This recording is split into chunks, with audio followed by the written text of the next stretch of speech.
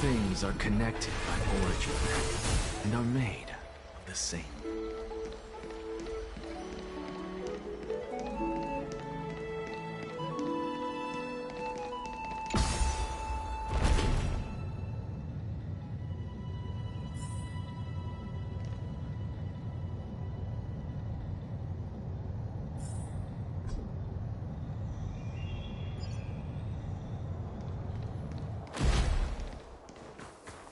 Sorry to keep you waiting, Lord Anaxagoras. It's been a while, Lord Anaxagoras. I greet you on behalf of all the citizens of Akima and express my deepest regret about what happened at the Grove of Epiphany.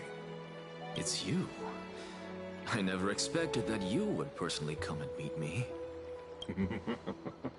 Bowing carefully into lantern above, I have come as a testament to the justice of the Council of Elders.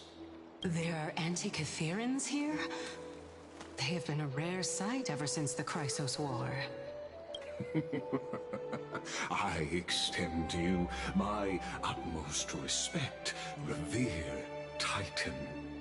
I am Lycurgus, though you may call me Lygus, holding an honorary position within the Council of Elders in Akima, and as the Theoros, I stand to protect the right of all upright citizens to express themselves freely. You can see them too? You know about us. We anti-Catherians perceive the world through the amplitude and frequency of souls. Just as I am conscious that Lady Aglaya is secretly listening in on our private meeting from afar.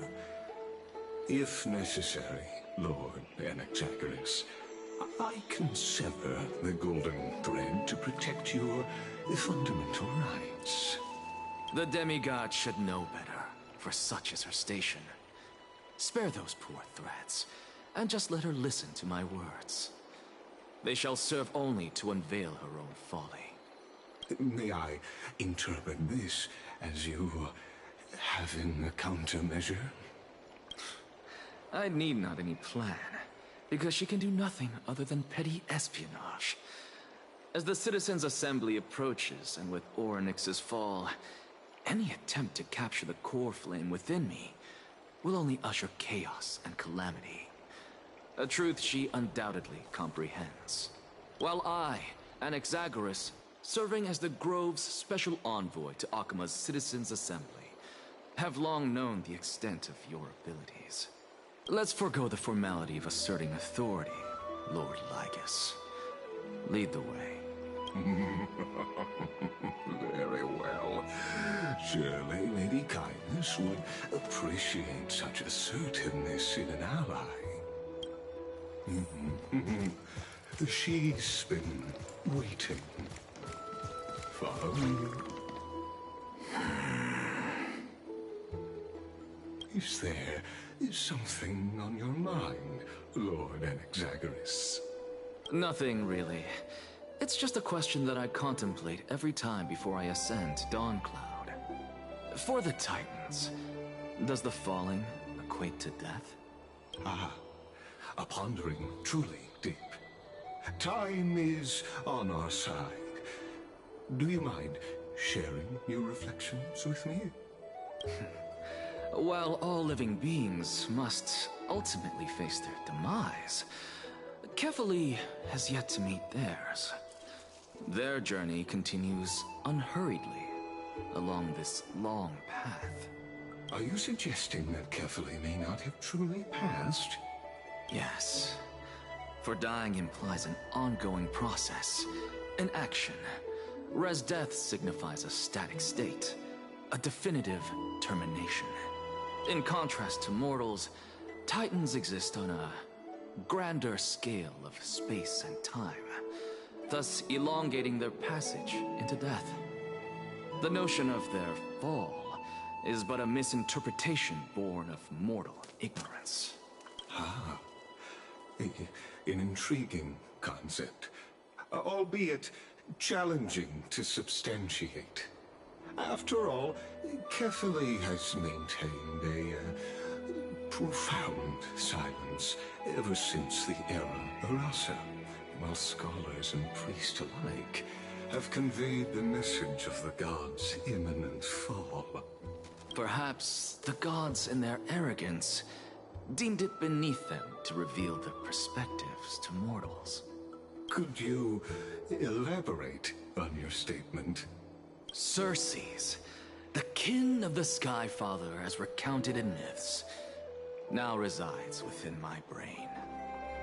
Were I to inquire, Kefali would have no cause to refuse. Oh. That very well could be true. But what if the world-bearing Titan still chooses to remain silent? In that case, the myths crafted by the people of Amphoreus are nothing more than pitiful jests. It's worth a try. I believe, and I'd love to witness the fruits of your theory and the change it may bring to this imperiled world. Because I completely concur with you on this aspect. If the Titan has indeed met their end, any response from them would be impossible.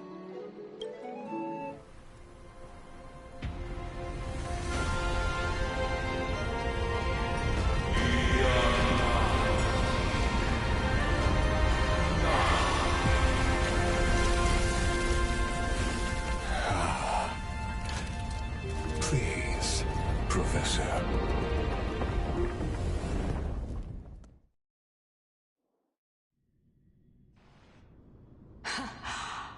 The children of humanity have indeed created a spectacle. Welcome to Dawn Cloud. The atmosphere here carries a greater sense of solemnity than the mundane clamor of the Marmorial Palace, with entry permitted only to the invited. Only esteemed beings grace this place, and among them I've received priests, scholars, warriors, and now we even have the honor to be in the presence of a Titan. Oh, what a joyous occasion. Once deemed a blasphemer, now a surrogate for revered divinity. The honor should rightfully be mine, shouldn't it?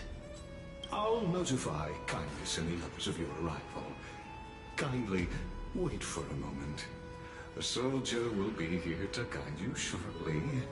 In the meanwhile, you are welcome to explore the vicinity, but kindly remain within the guard's view. Delaying the crucial meeting is something none of us wish to see, I presume. I'm well aware of Kindness's methods. There's no need to emphasize that. As you wish. Your cooperation is much appreciated. Alas, I had hoped for a brilliant plan from you, but it turns out you just left one cage to enter another. Save your concerns. I know very well what I'm doing. I shall depart to explore the surroundings then. Now that I look around, I wonder if there are any murals bearing my portrait around here. I'm quite intrigued to see how the children of humanity beyond the grove perceive another Titan. Off you go. I won't be joining you. This Titan appears to be quite at ease. I should investigate the Council of Elders' recent activities first. Be aware, I can hear you perfectly well from here.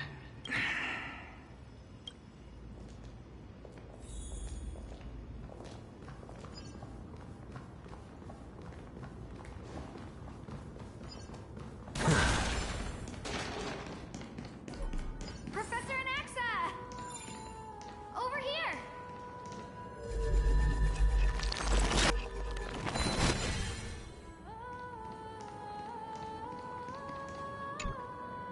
Professor Anaxa? Word has it that the scholars of the Grove valiantly perished resisting the Black Tide. To find you here safe and sound, thank the Fates. You could say it's the Fates toying with us. It's only the Crimnoans and Idonians who chase glory through death. But your survival is a victory in itself. I'd settle for that gladly. So, are you here to report the incident to the Council? I heard that after the Black Tide devoured the Grove, Akuma would be next in line, even with the demigod of strife standing alongside humankind. Tell me, how much does the Council of Elders know about the Black Tide? Once Kindness and her followers learned of Circe's and Orynyx's fall, they proclaimed in the Council that the Flame Chasers could no longer stand against the calamity alone. Yet, when the Crown Prince ascended to godhood and repelled the Black Tide, she immediately altered her tune, declaring that all was resolved beyond Akuma, with the only remaining menace now being Aglaya and her adherents. They might well make their move at the upcoming Citizens' Assembly. No surprises there, those shifty opportunists. Thank you for your honesty, virtuous student. Being an opportunist could very well be a facet of wisdom. Shouldn't you be searching for murals of yourself? I've had enough of your prattling. I was really curious to see how you would find the middle ground between both factions, so I came to listen in. But it seems as though this Kindness is much more ruthless than Aglaya. If so, why do you want to work with her? Could it be that perhaps you've decided to readily surrender this hollow shell of yours, just because you feel like death is fast approaching? I'm afraid you'll be sorely disappointed if that's what you truly think.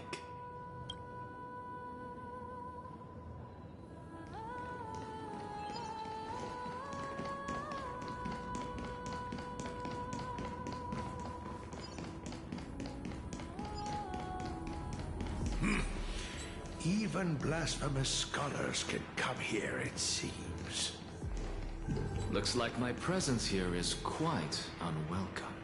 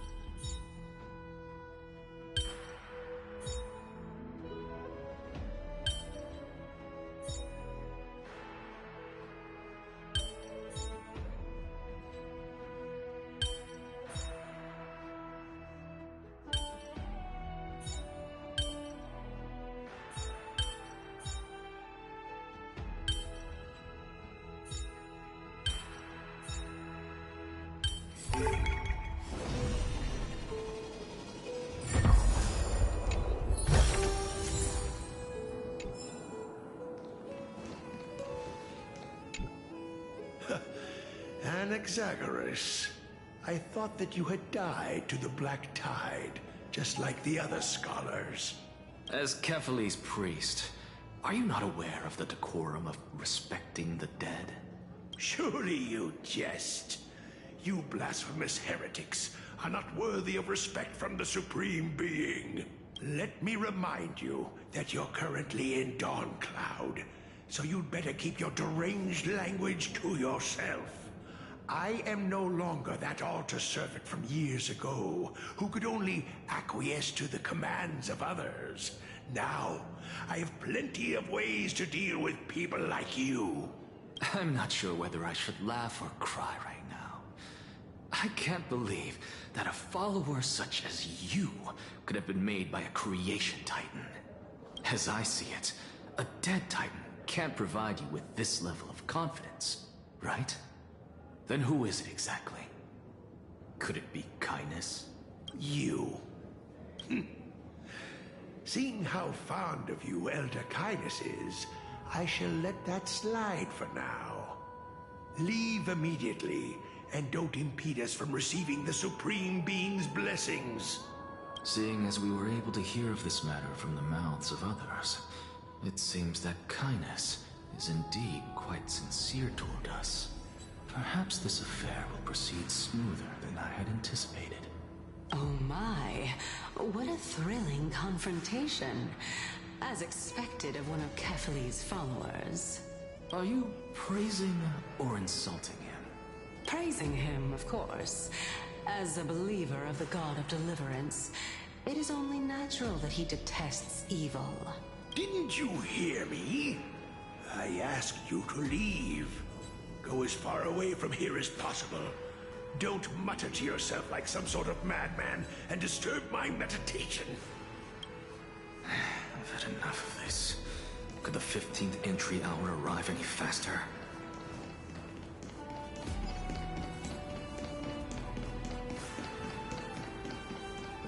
Oh, my. Could it be that the great tree painted in this mural is actually depicting me? Every plant, every tendril, no, even every leaf could be the embodiment of Circe's. As a result, mere mortals who did not know what the Titan actually looked like chose to paint them as a giant tree instead. Their wisdom was portrayed as fruit, to symbolize how they shared their knowledge equally among the masses.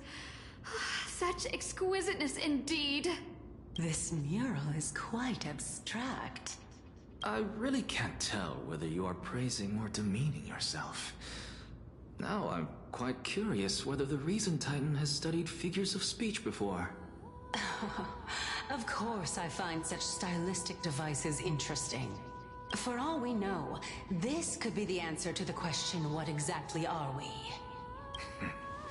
I, for one, am not willing to admit that I could look this ugly. Was this the reason why you failed in your attempt to refine my soul when you were ambushed at the Grove?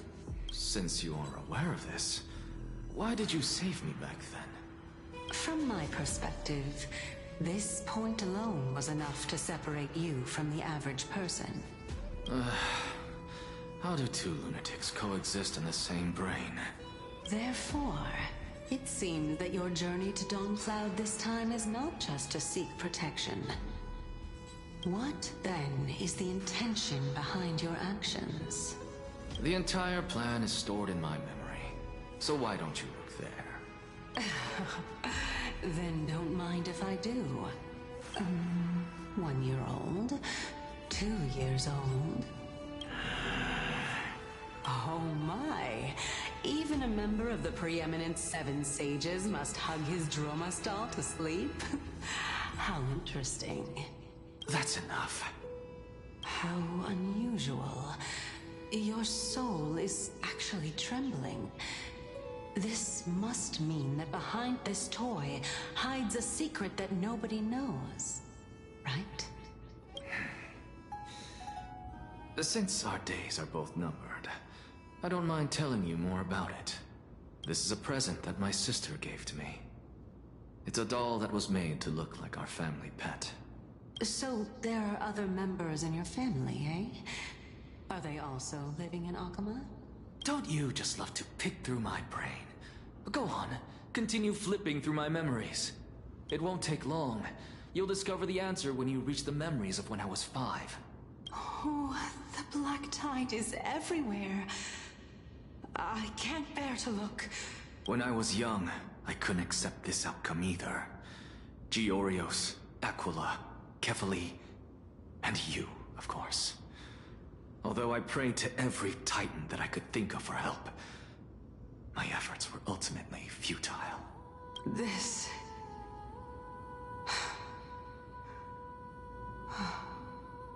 Could this be the inception of your research into alchemy? Indeed it was. Everything started from that verdant courtyard of yours. When I was pursuing my education there, I naturally also came to learn of the Thelisis's theory as well. Oh, I remember that person. He was the one to come up with the concept of souls, right? Not only that, he also believed that life as well as the composition, movement, and transformation of matter, all stem from souls themselves. This is why I thought that, since all living things stem from the same origin, why could I not sacrifice myself in order to resurrect my nearest and dearest? Anaxa, you... I did it, teacher! But this is absolute blasphemy. Regardless of how much freedom the Grove provides, such an act could cause you to be burned at the pyre. Your beloved, where is she now? Send her away from the Grove at once, to a place where nobody will ever be able to find her. Otherwise, the both of us will be judged by the Council of the Seven Sages. Calm down, teacher.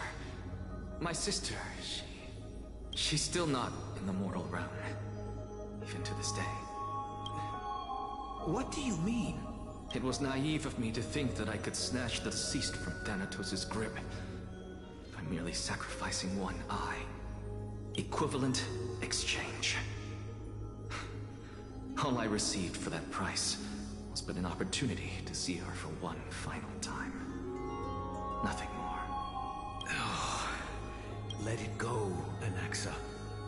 As one of my best students, I cannot watch you go down the wrong path without doing anything to stop it. Never do something taboo ever again. Don't disappoint the deceased, and never harm yourself. If you can do that, this classroom will still be yours, and you'll have a chance to live out your own life. Since I was able to see her one last time, I have no other desires. You're right, teacher. It's time for me to start a new life. I am sincerely glad for you, child. Now then, what topic would you like to study? I wish to continue Thalesis' research. Continue the research into souls, but you know that the Grove has long since understood his philosophy like the back of their hands. Even if you continue digging into this subject, your efforts will likely be futile. No, teacher. After my fleeting glimpse of the deathly fog, I finally understood a single truth. Since ancient days, our understanding of souls is but the tip of the iceberg. I may have lost an eye, but my view of the world has become clearer than ever. I have grasped the truth with my bare hands. Watch as I turn this farcical world upside down. Who would have thought such a secret lay concealed beneath that hefty eye patch of yours? However, this story doesn't seem to be connected to your plan. In fact, I'd say that they aren't related at all. The answer lies within the tale. If even you cannot understand it, perhaps you should relinquish the divinity of reason to me. After all, it'd be a waste for you to hold on to it. My story ends here. Now it's time for you to tell me your secret. After all, this is what equivalent exchange means, correct? As expected, you laid a trap for me to step into. Unfortunately. Even if I was willing to talk about my past, I may not know more about it than you do. Oh? Are you saying that the renowned Reason Titan is now admitting a lack of wisdom? Your followers are going to be sorely disappointed by this. Child of humanity, remember this. Being cognizant of one's ignorance is the greatest wisdom of all. Now I understand.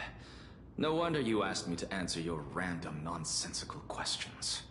Not only that, you're the only one who can shed light on my query. As the saying goes, onlookers see most clearly. Is that so? Lord Anaxa. I saw you muttering to yourself and was wondering whether you were caught in a delirium of reflective thought. I'm sorry to interrupt you, but time is of the essence. I have a message from Lord Lygus. Lady Kindness has met up with the Council of Elders and is awaiting your arrival. So please depart forthwith. It's finally time. Carefully. The one who created the world, and the one who bears the world. If you truly have not met your end, how will you answer the challenges of those who defy you? I didn't expect you to agree to Lady Kindness's invitation. What a wonderful turn of events. To tell you the truth, there are many people who hold grudges against that Lady Goldweaver. Isn't that the dromas draped in finery? Avoid his gaze. I don't acquaint myself with blasphemers. Don't worry. He's too full of pride to pay us any attention. Your nickname is Dromus as well? You must really like those creatures. A student of Empedocles? I hear that his views run counter to the Venerationists. This is what being a scholar is about. A collision of ideas only occurs when there are differences in beliefs, and it is such collisions that lead to progress. Yet in... Lord Lygus and Lady Kindness are just ahead. I'll take my leave for now.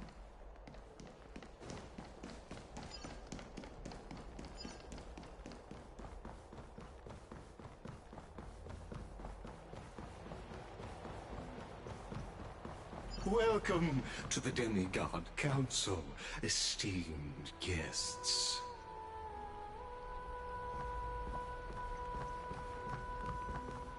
Lord Anaxagoras, oh, I've heard so much about you. Head of the Newsporists of the Grove of Epiphany, notorious blasphemer, a Chrysos heir who bears Circe's core flame, a survivor of the Grove calamity. Did I miss anything? Well, if so, please be so kind as to enlighten me. Since Lady Kindness is already well acquainted with me, I won't waste any effort introducing myself again. But then again, perhaps the customs are different here. Back in my hometown, there is a form of etiquette known as honoring guests. The host will welcome their guest with warm hospitality by treating them to fine wine and a cozy bed. And yet, ever since I arrived, I have not been welcomed with warm courtesy or ceremonial gifts. Instead, I am met with intense scrutiny. Even more absurd, the host has sharpened their blade and instructed their servants to lie in wait in the shadows. Perhaps you intend to cut open my heart, retrieve the core flame, and then hold a grand feast for all of the guests. Everyone, stand down. Thank you for understanding. I am but a feeble scholar who is not used to the stench of avarice and blood. No need to be humble, my lord. From my perspective, your courage and gumption are worthy of the reputation of the Seven Sages. Your bravery is more than adequate to accomplish our perilous endeavor. So, you wish to start a war? Well, since the Chrysos heirs are calling for war, we will respond in kind. Conflict is inevitable. Since Aglaya endeavors to suppress the virtuous commoners with blood of gold, we will not hesitate to display the rights and mettle the citizens of Akama are so entitled to. As to your question of whether peace is still a viable option, well, to that I can only say this. Everything hinges on the next citizens' assembly and whether they have a sudden epiphany amid the clamor of the masses. And since you, as a Chrysos heir, accepted our invitation, you have indeed given us a glimmer of hope. What brazen arrogance. What you're saying right now is worlds apart from what you were saying before you retired your cleaners. I don't deny it. After all, they're responsible for cleaning up any threats, and just a moment ago, you were on the side of the Chrysos heirs. But now that you're an ally of ours, we can continue talking somewhere else. As you know, these walls have ears. I was fortunate enough to have the opportunity to discuss a treatise about the Venerationists with your teacher, Empedocles. Yet, it seems you subscribe to the Nusporists instead, Lord Anaxa. I've heard that this school of thought... Like how there are two types of people in this world. Geniuses and dimwits. Welcome back to the hub of the Demigod Council, Lord Anaxagoras. Surely you remember that countless eloquent orators have stood in this spot before and emerged victorious by stoking public sentiment with their words. And yet there have also been innumerable blasphemous philosophers who set themselves up for failure because they refused to defend their actions. This tiny stage is the most profound embodiment of Akama in centuries. In 15 days, this site shall also become the most important, as well as the final turning point in Akama's history. May the both of us carry out our duties with honor and lead the masses back toward the Erechrysia, a golden age with no death, strife, or trickery. Oh my, 15 days and nights. That aligns perfectly with the date of your demise. Could such a coincidence truly exist? Using death to prove myself fits my intentions perfectly. What strong conviction you have, as expected of the hero who dared to stand up to the Gold Weaver. As expected, she misunderstands you. That's enough, Lady Kindness. Dispense with the niceties. I only accepted your invitation so that I can serve the commoners alongside the members of the Council of Elders. Don't test my patience with such superfluous formalities.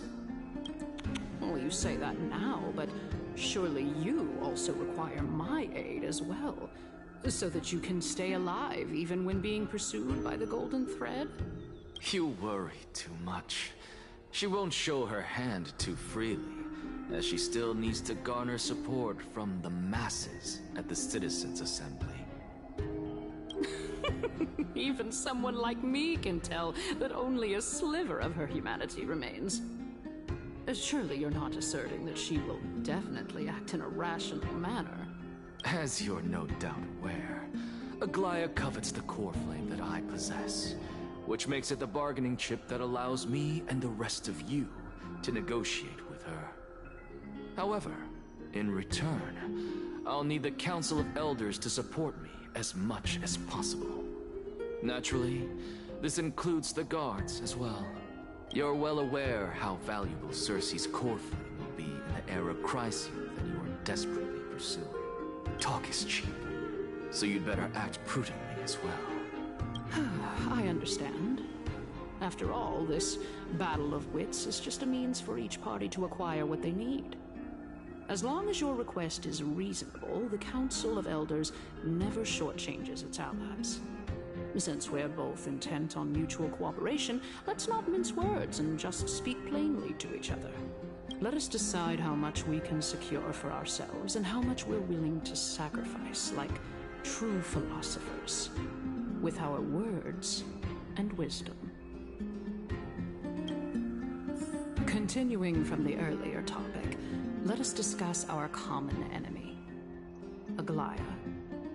She is the second most experienced Chrysos heir across the whole of Akama, who has gradually lost her humanity to the ravages of time and the ablation of the core flame. A formidable opponent indeed. Admittedly, there is ample reason for her to take your life. Yet your previous reasoning is quite sound. As a seasoned political animal, it's unclear whether she will actually cross that irreversible boundary. Moreover, she still needs you alive so that the Titan's trial can be completed. Is there anyone present who can swear by the sacred vow of Kefali and guarantee that you weren't in league with that woman before coming here? Are you just trying to pull the wool over our eyes and aid her in her savagery.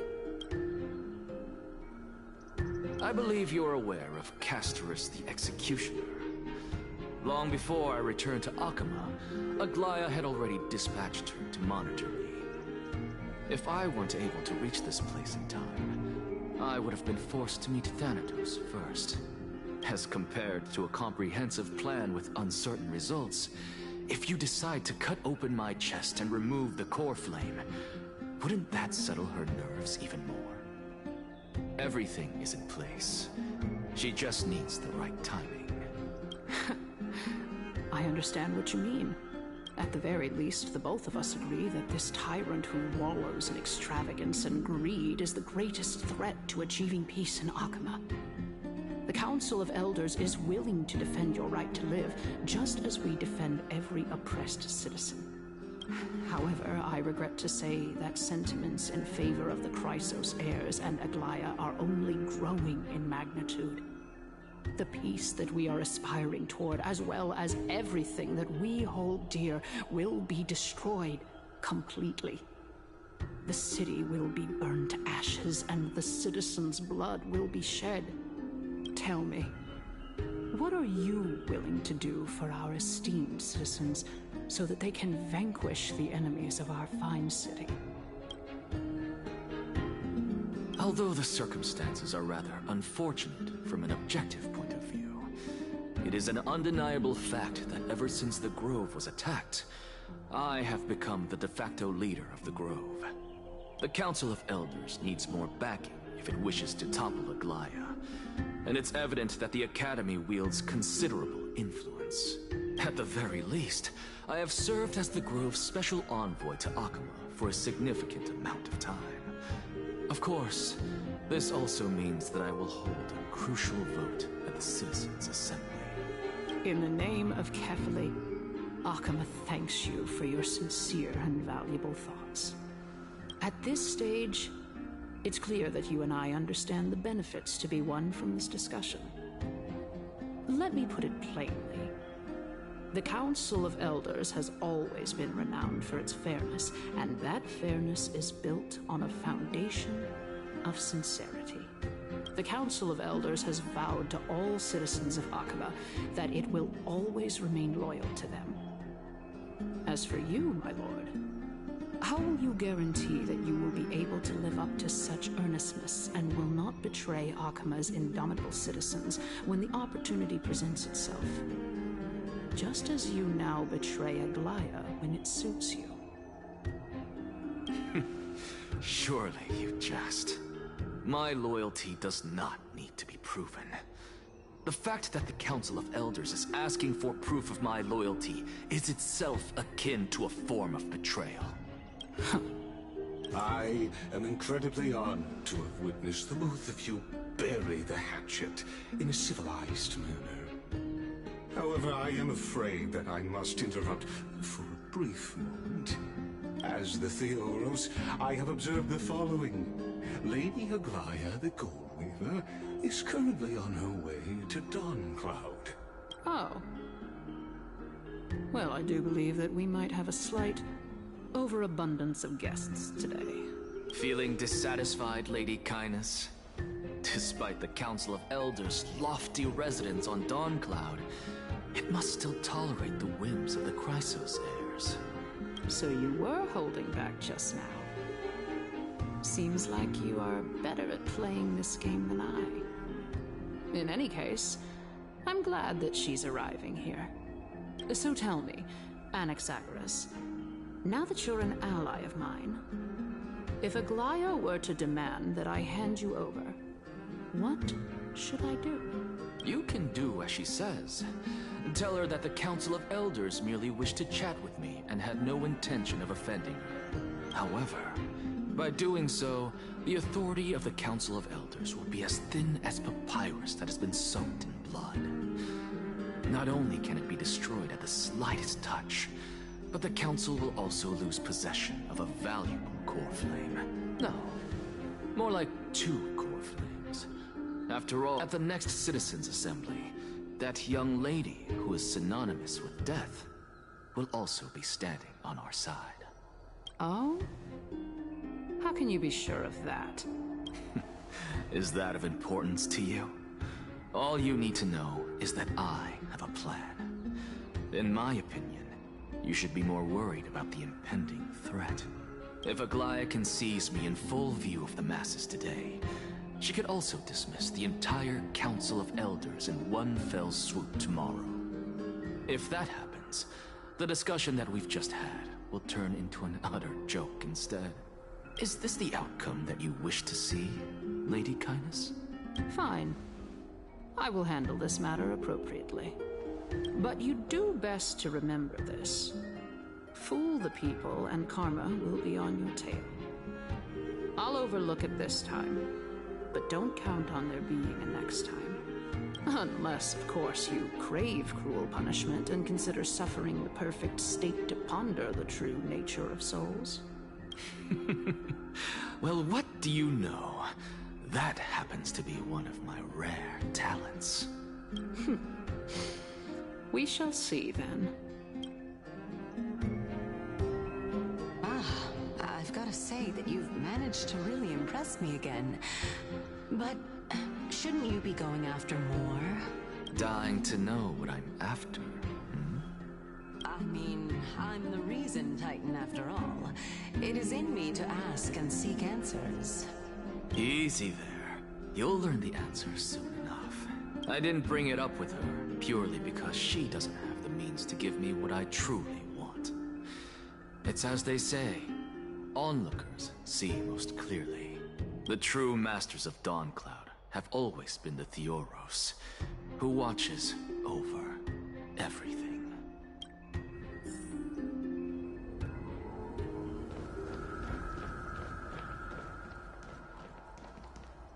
An expected visitor. Welcome once again.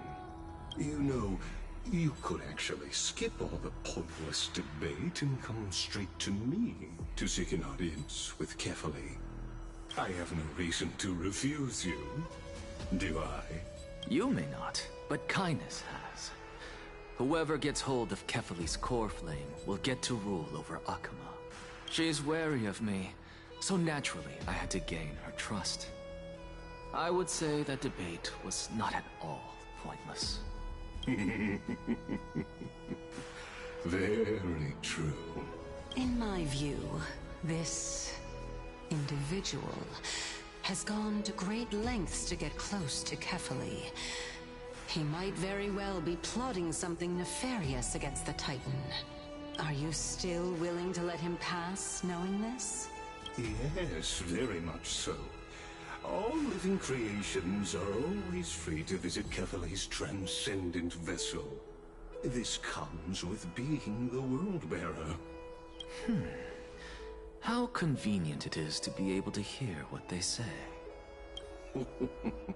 It is truly my honor to speak to a venerated Titan in person. Please, go ahead. Let me join you both on this journey.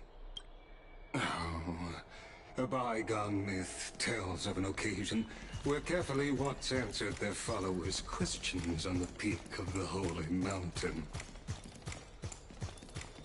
Their followers have since believed that scaling this Titan cliff is one way of being with the god. Hear that? It's not every day that you get to climb a mountain with Circes. You should sing me a hymn of praise. Titan hymns are beyond me.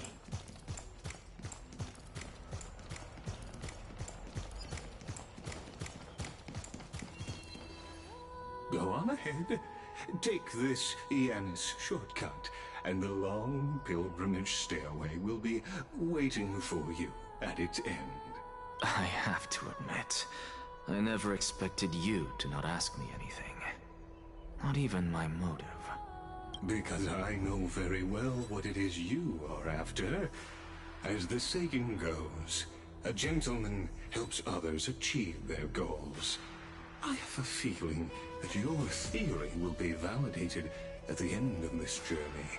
I believe Kefali will not deprive you of your right to ask your question, especially now that you're on the brink of death. You must be closer to Kefali than anyone else. Wouldn't you agree? I hope things go as you say, then. Putting a child of justice into a farcical world is bound to turn it upside down. It is my hope that you bring a much-needed change to this world which is on the brink of destruction.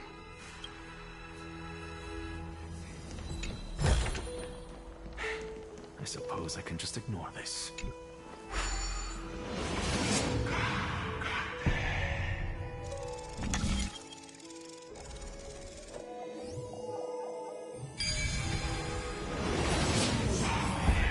Honestly, this is my first time going up to Dawn Cloud's peak.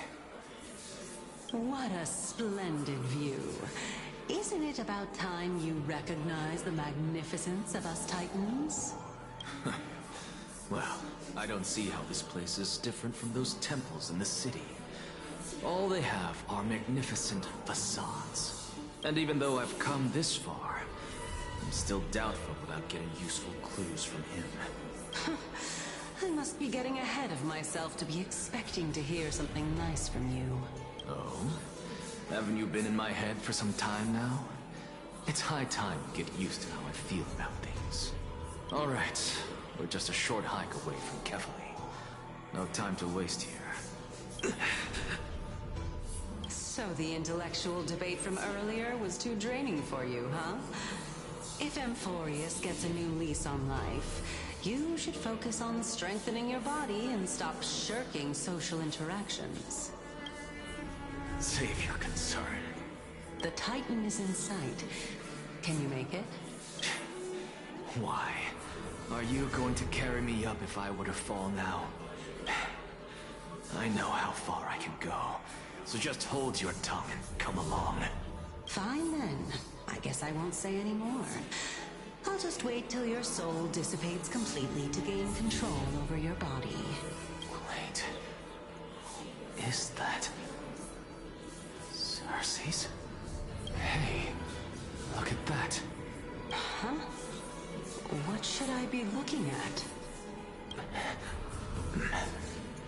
Am I hallucinating? Or do we even get to see souls when we're close to dying?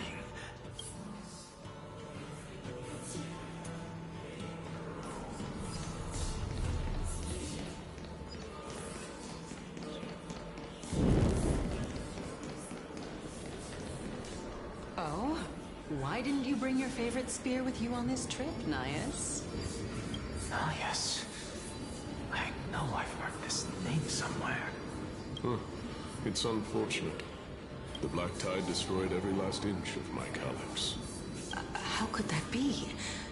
Even a creation of Georios, from their prized ores and molten fire, couldn't escape the fate of destruction? Hey, Cersei's. Do you know a certain Nias? Nias? No, not that I remember. How did you even think up such a strange name? I just saw him. Nias. A warrior-like figure who was just chatting with you here. No, I have no such memory. Could you be hallucinating?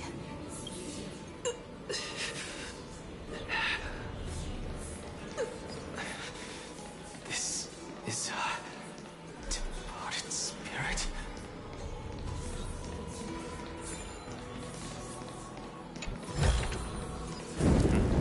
Go melt it down.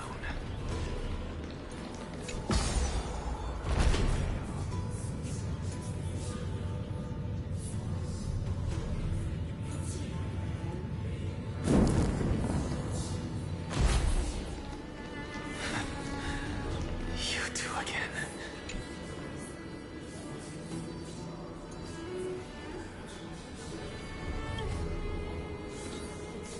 Enough about me.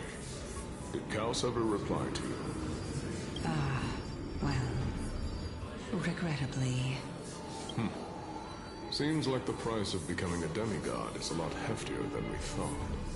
Chaos. Demigod. I've never heard of this person. Which Titan's authority did he inherit? Look on the bright side, Nias. Since we've come all this way, I doubt he'd snub his old friends, would he? Let's just hope we mean as much as the world to him. Hey! Are you seeing that same hallucination again? Yes. It's still you and Nias, but you're now talking about a certain Chaos. I'm guessing he's one of your companions? Chaos? This name sounds just as strange to me. Never mind. I think I know what this is about. If things are as I thought, then they aren't hallucinations, but the souls of people. What? But if those are the souls of the dead, then what am I? Beats me.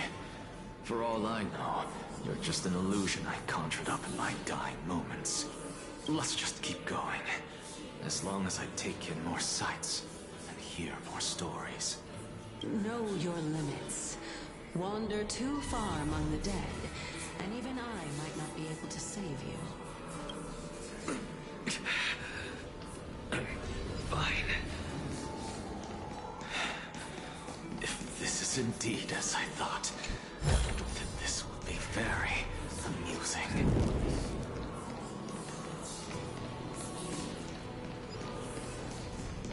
So...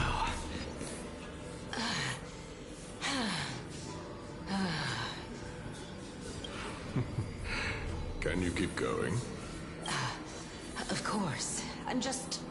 If I knew we had to climb a mountain, I wouldn't have come along with you. I guess this also counts as one aspect of the world-bearing burden. If Amphoreus does have a next life, you may want to get your body in shape. Keep your sarcasm to yourself. I'm not getting anything of value from them. I would sooner throw myself off this cliff and hit rock bottom than exercise even a little. I am Calypso of the eminent Seven Sages, after all. Training would make me no different from those Helcalithist barbarians. Calypso. She's one of the Seven Sages. A member of the Grove? No, she can't be. I would know her name if she really were one of the Seven Sages. Hey, Circes. Does the name Calypso ring a bell? Circes? They're gone. Doesn't matter. I can do this myself. Looks like I'm nearly there now. Oh, beautiful old world. Where are you now? Oh, legendary era Chrysia, return to the mortal realm. Splendid gods once walked the paths we walk. Alas, all that's left of that warmth is a hazy mirage. We're here, finally. So, I don't get to ask the Titan my question, but all of you make for a pleasant surprise, nonetheless. Very well then. Let me uncover the truth for myself.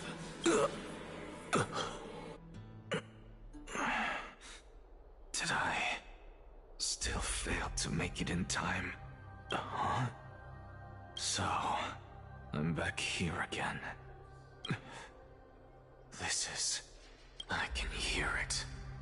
I hear it from the depths of the tides, behind the closed doors of the Void World. A voice ready to tell me something. This time, the voice is a lot clearer than before.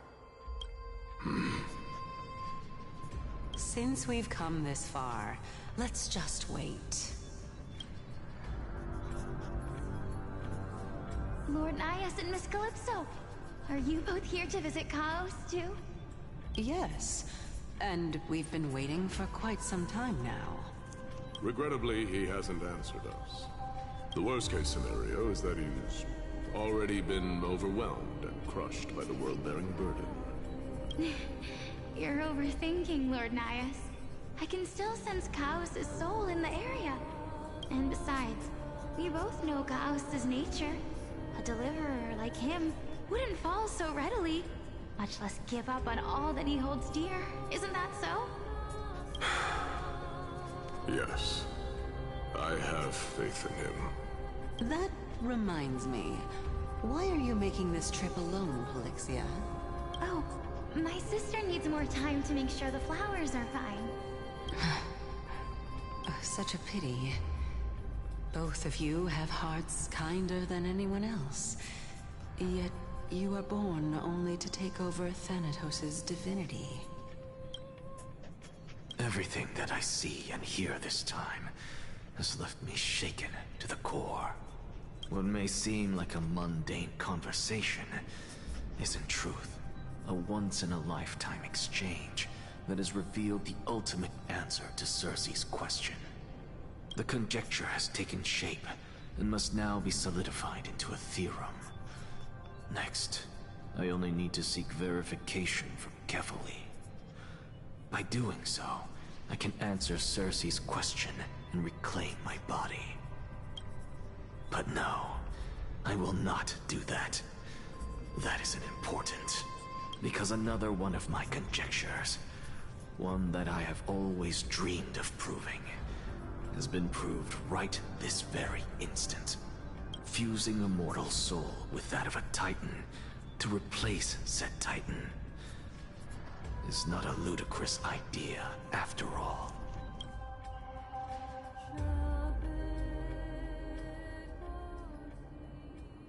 What are you thinking about?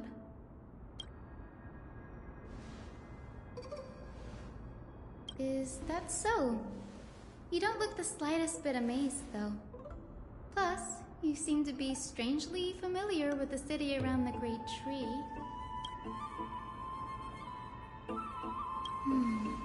Events of the past, huh? I was also a child when I looked up at Circe's. Their leaves and branches reflected the sparkling stars, and their trunk was like a pillar that supported the sky and ground. I stood at this very spot back then, imagining the day when I could climb to the top of this tree, because I would be the closest I can be to the sky at that spot.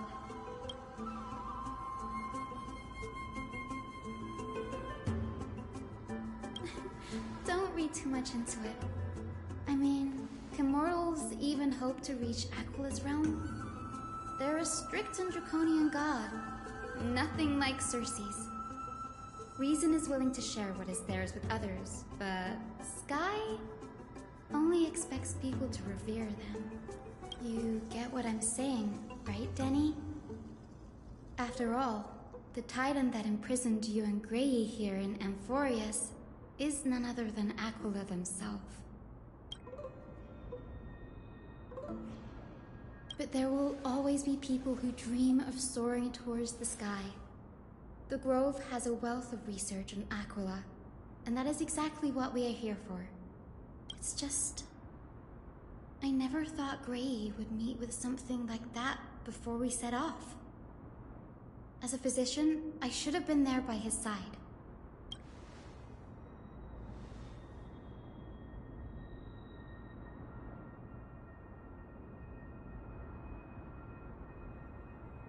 Yeah, there's no rest for the weary, huh? In any case, what we're looking for could be anywhere in this enormous grove. Let's split up to cover more ground. Danny, with your skills, I'm sure those monsters born of the Black Tide will pose no threat to you anyway. Have you forgotten that you're talking to the chief physician of the Twilight Courtyard? Have more faith in me. I'll be just fine.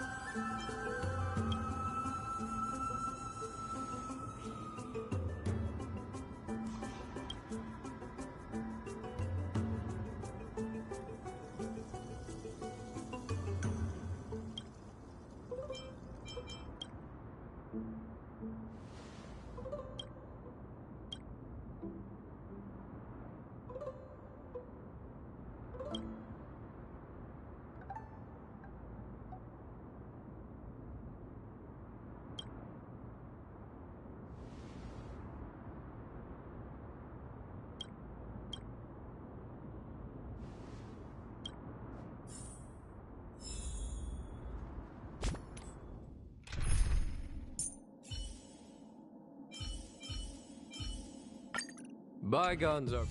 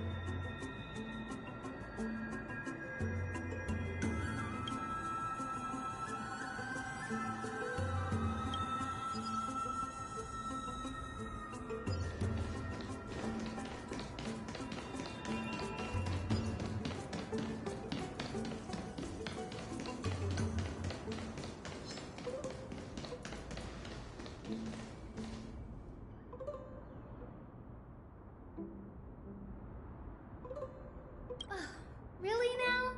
This is way more trouble than I could have asked for. Or you could sit back and watch.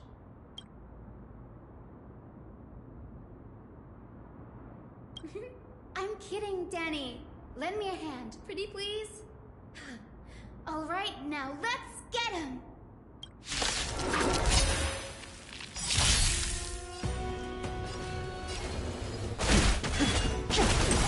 I hit the mark.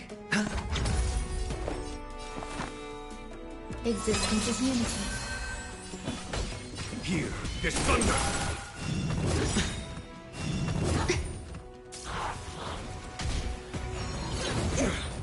Watch your head.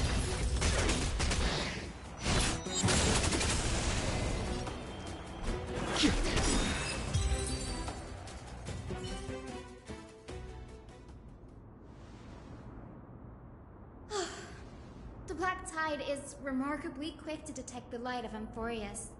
So or rather, the blessings of the Sky Priest in me, might have unknowingly called them to me. Anyway, never mind that for now. Here, you might want to have a look at this. I found it around here and thought it might be of interest to you.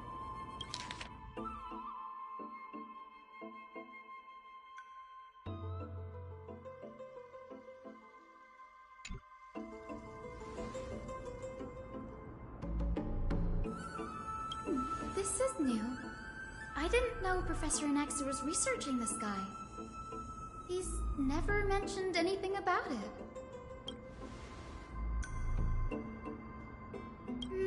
Might is an understatement. Anaxa has never been one to venerate the gods, nor has he ever found it within himself to put any faith in the prophecy. People have come to think of him as a heretic, even in a place as liberal as the Grove. Yet, it is also this very blasphemer that Cersei favors.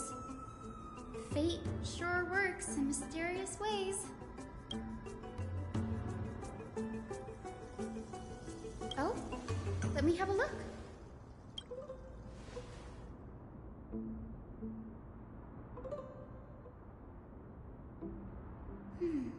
By the looks of them, these scrolls are records of two conversations that took place in the same setting, one after the other.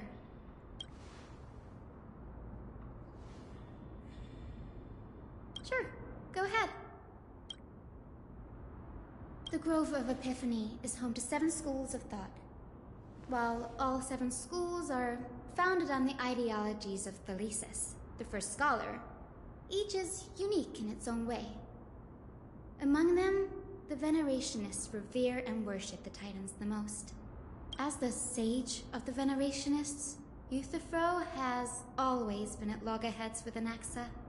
If we were to place the 7 sages on the scales of Talantum, Anaxa and Euthyphro would be placed on opposite sides to achieve balance.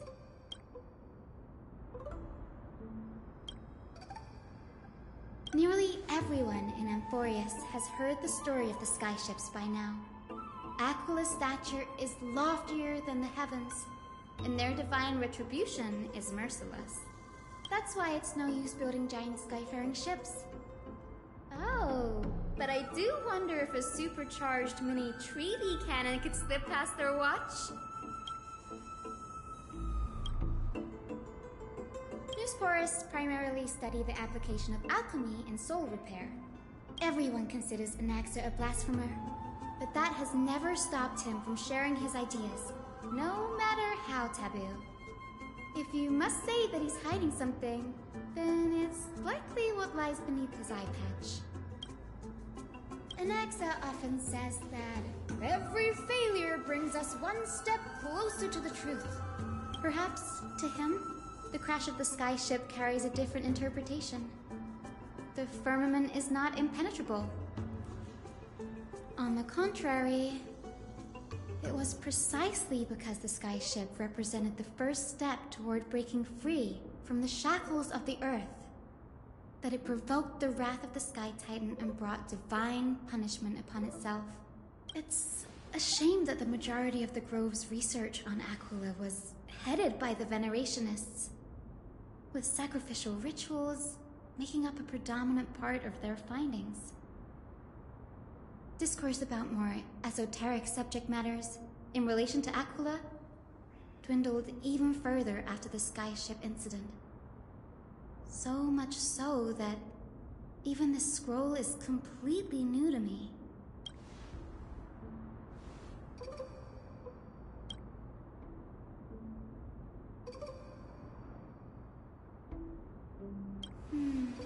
That's what I'd like to know. What are these experiments he's involved in? Even I, the assistant lecturer, know next to nothing about them. I have a bad feeling about this. Could there be more to what happened at the Grove?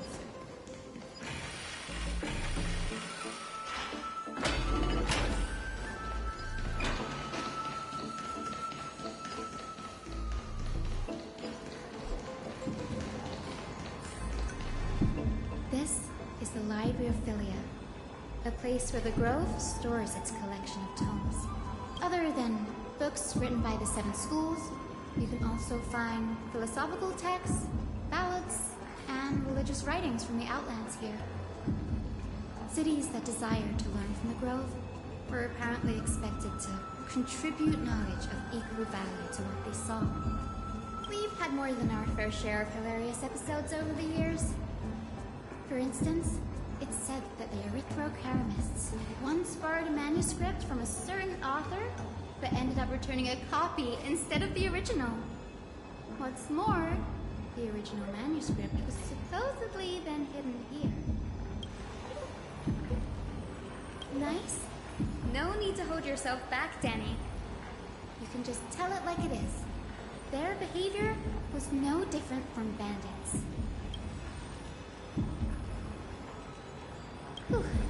You've got me there. Some said you couldn't even find a dictionary in Castrum Kremnos, so I guess they were spared. There are too many books in the Library of Philia. Flipping through them all will take too long. Why don't we use the Biblioslate to search for the texts we need? We can bring them back to Akama for reading after that.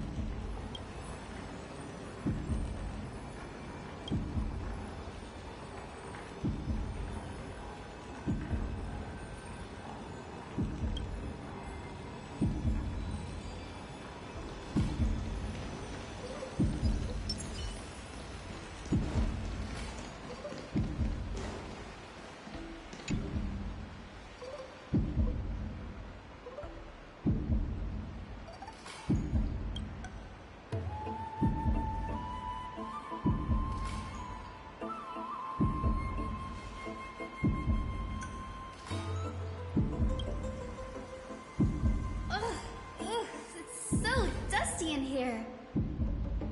Whoa. Are these all complaints about him? I can already see what they must have written. Anaxa has no respect for the gods. His very existence undermines order in our society. They're probably all things like that. Why else would they call him the Great Performer? When Anaxa established his school of thought, the first thing he apparently did was read his own work to everyone. Are the Titans truly an accurate reflection of what humans think gods should be? Worlds created by gods are indubitably perfect, but what of Amphoreus? Only foolishness and insensitivity everywhere you turn. They marched him straight to the seat of judgment before he could finish. Though what he took on in the end was more of a debate than an actual trial. He had to address every one of the scholar's allegations, or face expulsion from the grove. The first allegation was... Do you agree that since the Titans created the heavens and earth, so the mountains, rivers, and seas must likewise be their creations?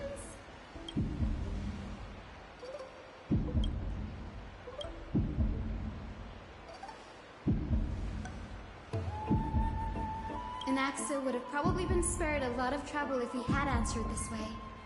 Instead, he quoted past instances of the Flame Chase journey and posited that humans have the potential to take over the divinity of Titans. Needless to say, his critics didn't take kindly to his answer, so they followed up with a second allegation. You claim to be studying souls, yet you are, in fact, defiling them and committing acts condemned by the gods. Do you admit it? Anaxa always wears an eye patch, never removing it, even when alone.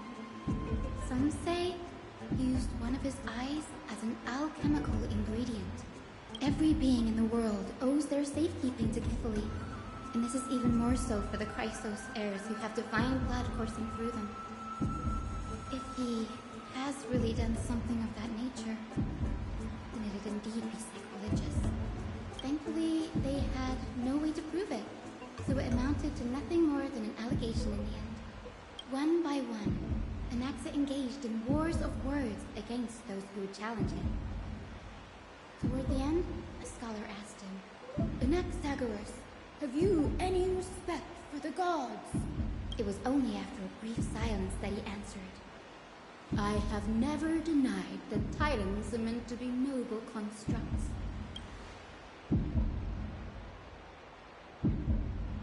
Yes, I'm not sure how that controversy was eventually resolved, but what's for certain at least is that Anaxa was allowed to stay in the grove where he continued his research, despite being regarded as a heretic.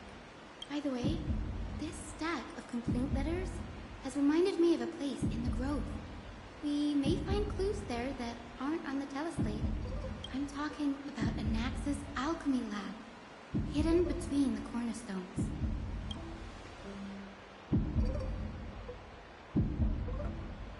It's a well-kept secret. Among the 7 sages, excluding the nominal chief sage, each has a private sanctuary where they can conduct research undisturbed in their free time. Even the administrators of the Library of Philia are restricted from accessing those places and documenting the sage's research. But with the grove in the state, I'm sure Anaxa won't be mad even if we sneak into the lab for a short while. Right?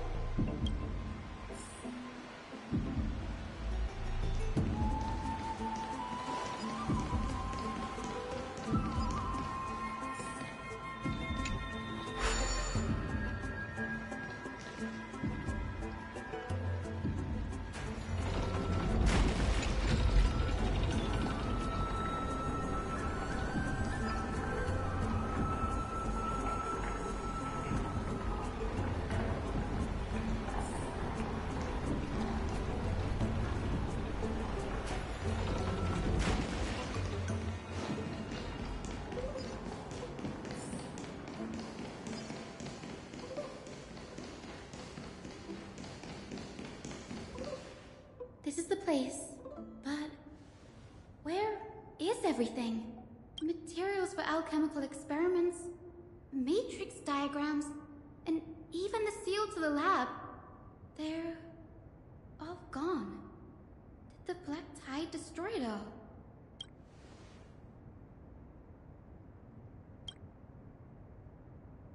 No, not even close. Not only are alchemy experiments high-risk activities, but Professor Anaxa also has a penchant for using bizarre materials. Students often saw him walk in looking right as rain, but come out covered in soot with his hair singed. Naturally, no one dared to come near this place. Huh? That bookshelf over there seems to be the only thing still intact.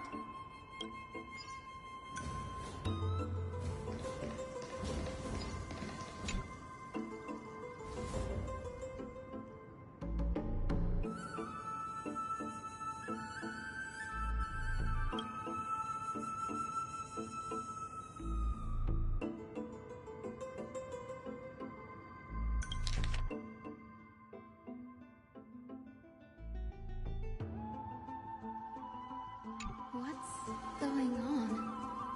Anaxa is conducting research on our friends in Alchema, and me?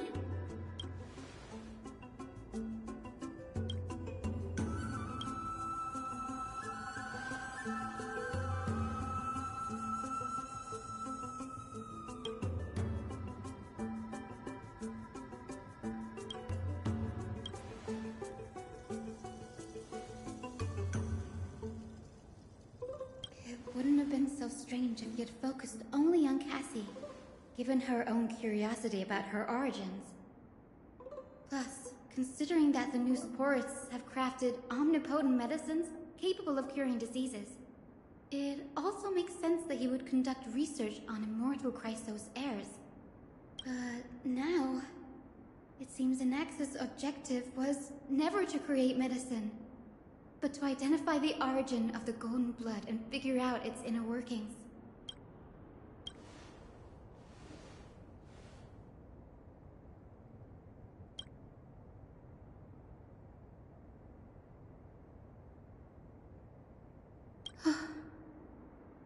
Danny, look at this.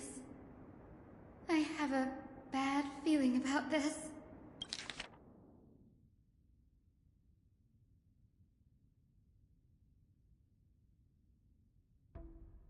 My biggest fear.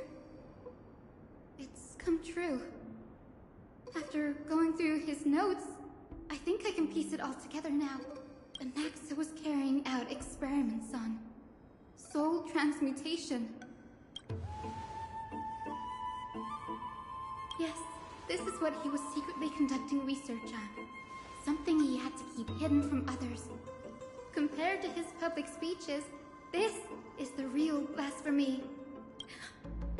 Oh, I just thought of something. Do you remember when the Black Tide was approaching? The Grove had planned to send Cersei's core flame to a safe place. But an accident happened along the way, and Anaxa lost his life in the process. That's right. But what if Professor Anaxa's fusion with the core flame of reason wasn't an accident? Put yourself in his shoes. Knowing that the Black Tide was closing in and your time was running out, what would you have done?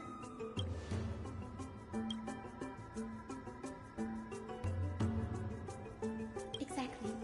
When the Black Tide came, the true reason Anaxa headed to the Luminary Throne was to transmute and fuse himself with the Titan's core flame.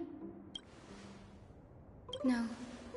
Judging from how he reacted after the event, the results came as a surprise. Maybe he failed to consider the possibility that Cersei's would make a similar decision. The manuscripts detailing all the alchemical formulae have been taken away. His research is still ongoing. Like, what? There's only one Titan left in the world now. No. No way.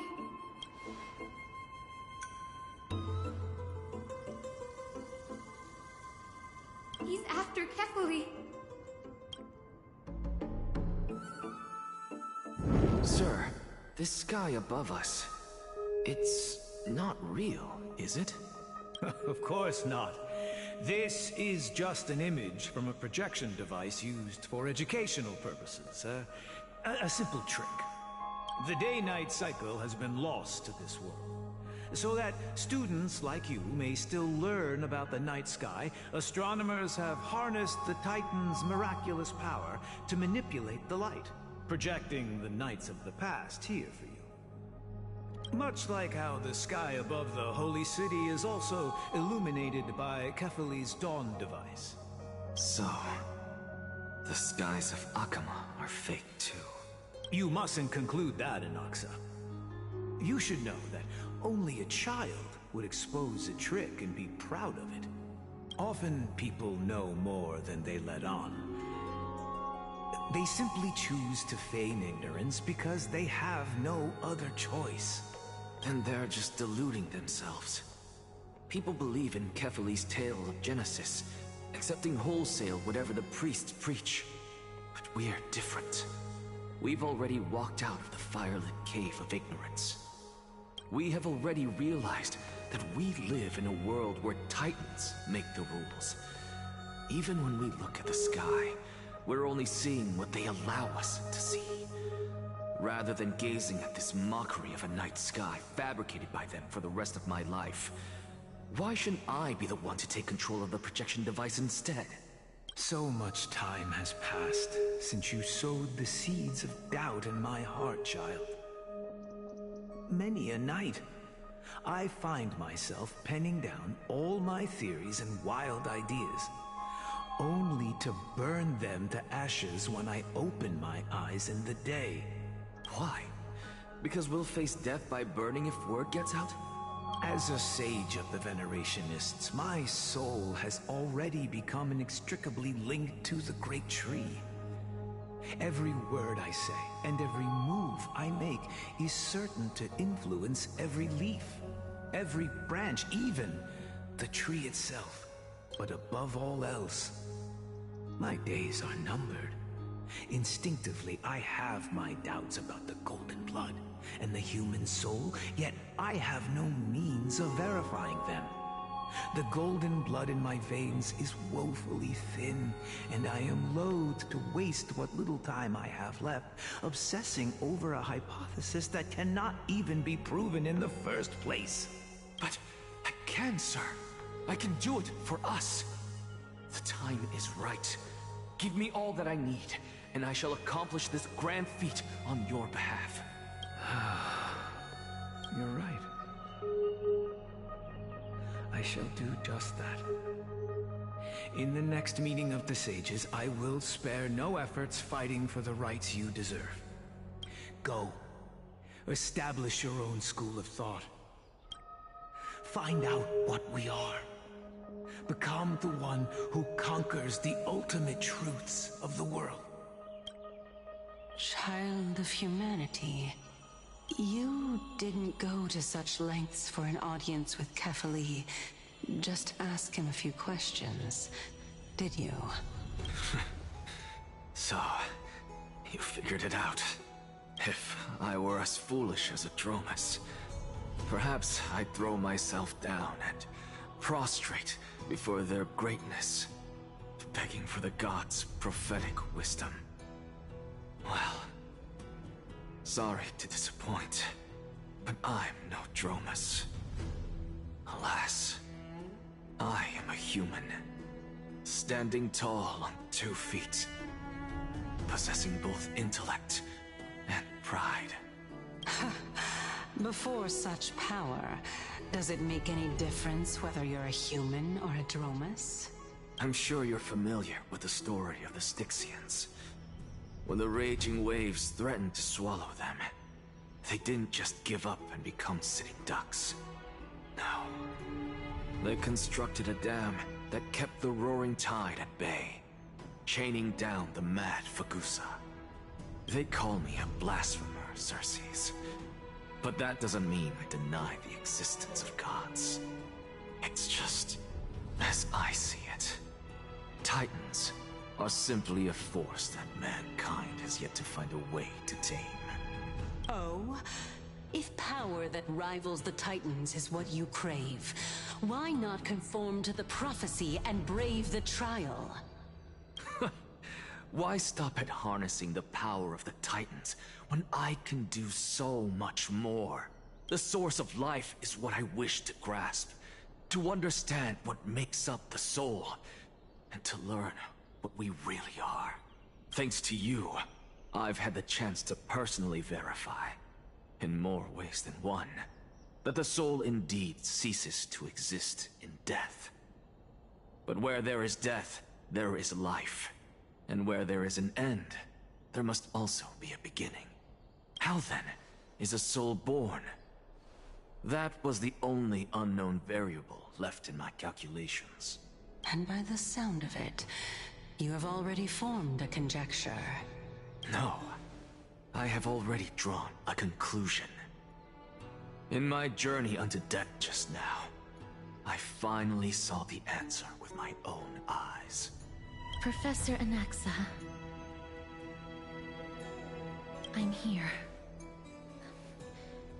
His life hangs by a thread. I must ask you to refrain from taking any unnecessary steps. Of course. I'll bring this to a conclusive end, and give you the answer you so desire. However, in accordance with the principle of equivalent exchange, I must also demand from you what I need. As you wish. Don't you care to know what the price might be? It's a matter of uncovering the truth about the Death Titan and his survival. This may be the only time I can ever save someone's life. There is no need for me to think twice. I see. In that case, let the show begin. Indulge me. Am I correct to say that you intend to prove Thanatos' whereabouts and prove the nature of our existence now? Before I begin, I must confess I had been stuck in a cognitive trap all this time. As unrelated as these two propositions may seem at first glance, they are in fact logical equivalents. They are merely two different ways of telling us about what the soul is at its core. The reason I say this is as I've mentioned earlier.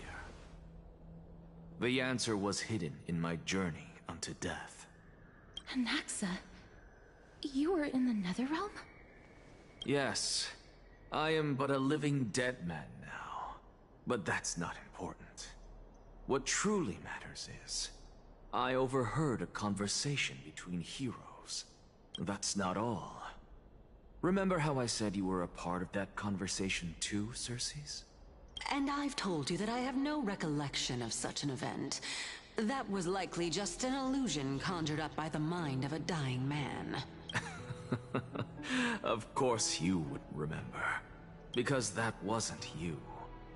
That was Calypso. One of the 7 sages of the Grove. Calypso? Huh? That's the name I made up on a whim when speaking to this girl. How do you know of it? And surely you jest. Don't you think I, of all people, would know if that were the name of one of the 7 sages under the shade of my tree? Don't you claim to know the Grove's past like the back of your hand? It seems you've lost even the memories seared into your soul. Use your head, Circes. Since all of this took place in the realm of the dead, it stands to reason their likenesses are of souls from the past. The living cannot step foot into that world. So who could they be? Think about Calypso. Why does she share your likeness? Yet you have no idea who she is. The answer is evident, is it not? Those fallen heroes are the mortal incarnations of the Titans before their ascensions to godhood. The gods aren't master creators born out of thin air, and they are no different from humans, because they all evolved from one. Does this answer disappoint you? Yes, because you've answered nothing.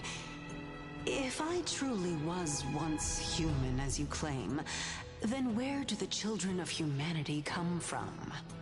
Even on the off chance that you speak the truth, this brings us no closer to grasping Thanatos' whereabouts. How are we to find them? I knew you would say that. But it matters not. I know what I'm doing. Actually, why don't we have this supreme being standing before us tell us everything? You can revive a Titan? Humans cannot return from the dead. Neither can gods. But all we need to do is look at this from a different perspective, and the problem will resolve itself. The solution is simple. Just like what you did to me. If I'm reborn as Kefali, I can rebuild the world and all within it as they once did. Simple, is it not?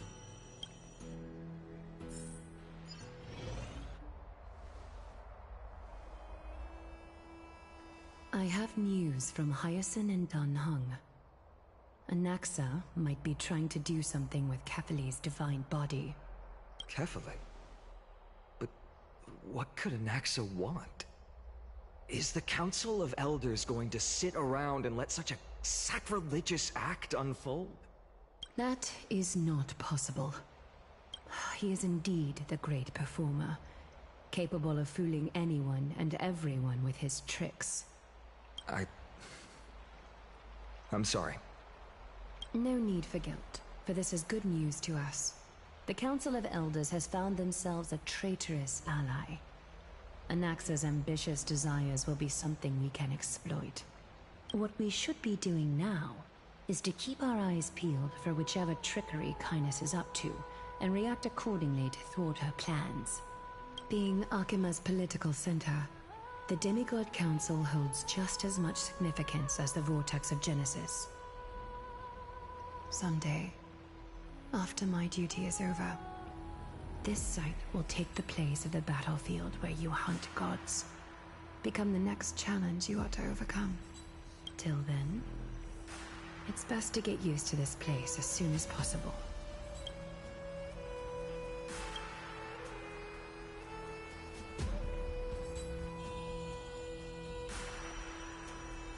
Preposterous! The Christos heirs only have their standing because of the Council of Elders! How dare they trample over it!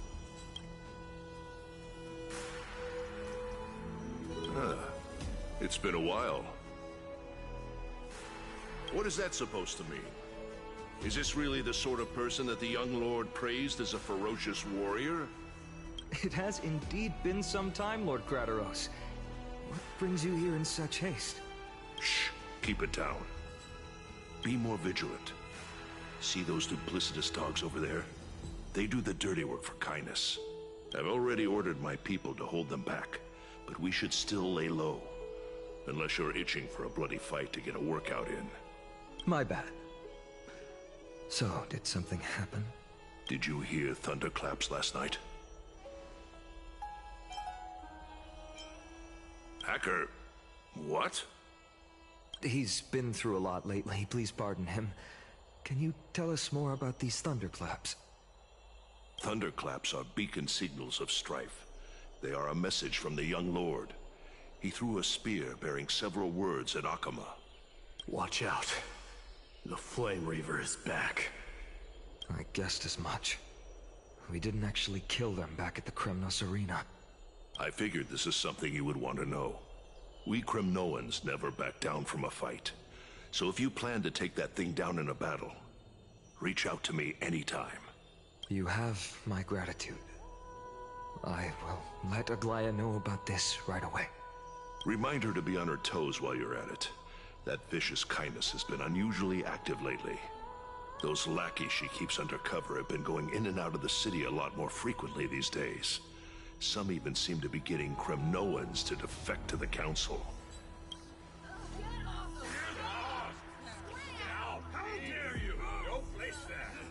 That's...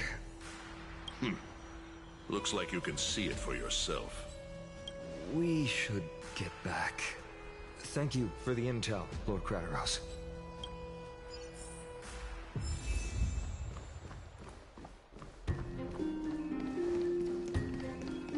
By Catholic into Lenten above, as the Theoros I have observed. Aglaya, what happened here? I know about the poisonous fangs of that king snake through the golden threads. In the past, I would be confident about keeping her in check, but I admit I am now unable to do so. What do you mean? It is no longer about eloquence or arguments. I have been a demigod for far too long that I hardly have any humanity left. Before I realized it, I have become no different from these hypocrites, no longer capable of relating to the people. This has come a lot sooner than I expected. But perhaps it is time. I need you to step up, Finan, in order for me to retreat behind the scenes. Yes, this is my duty, but... It is far easier for the Council of Elders to fool many than just fool one person. Their so-called more support is no more than a ruse to distribute power using words instead of lances. There is no glory in winning this debate, but that makes having respect for humans so much more priceless. Finan, you are a Chrysos heir without flaw, capable of relating deeply with humans. I appreciate what you've taught me, Aglaya. I hope we'll live up to your expectations and win this debate.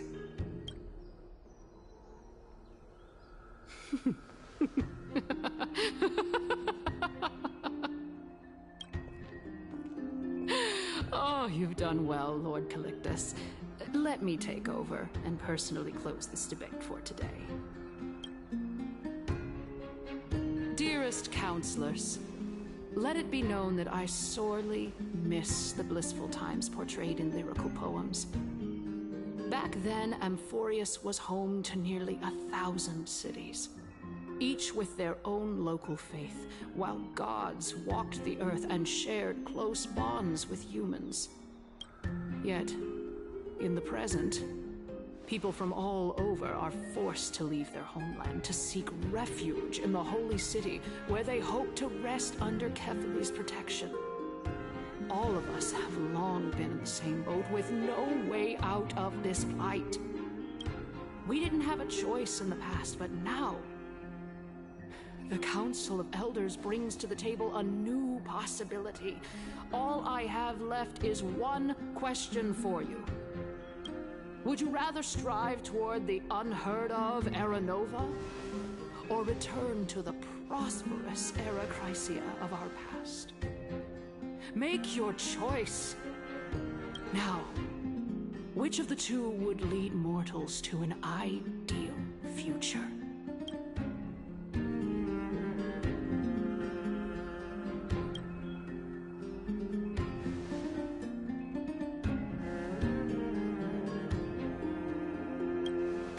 We all know that Era Chrysia is a thing of the past, Lady Kindness.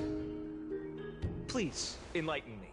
How does the Council of Elders plan to turn back time?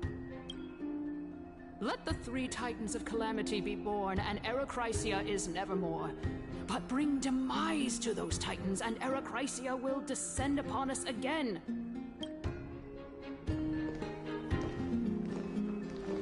Know that the Council of Elders is never one to make empty promises. Look at who we have on our side.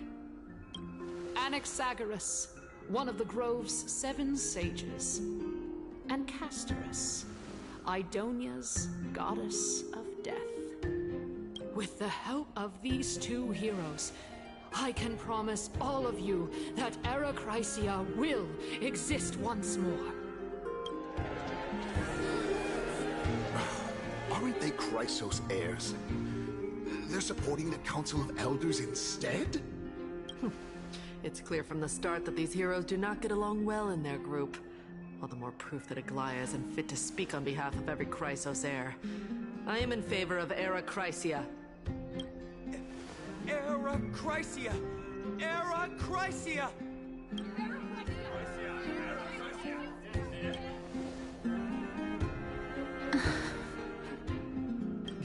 Castorus? Why are you standing over there? You finally arrived, Anaxa. So have you, Cass. Don't worry, Aglaya. Well, I know that you have many queries. Could you continue to converse like how the citizens normally do? Tell me, dear citizens, if we successfully retreat and return Thanatos' core flame without anyone passing the Death Titan's trial, what would happen next? The answer is simple.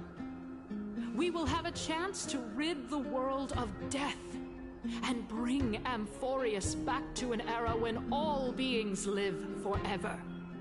We'll usher in a new future that will be entirely different from the flame chase journey.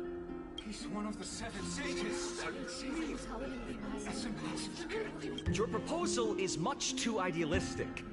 As long as the Black Tide still exists, how can we go back to the old days? Remember what I previously said?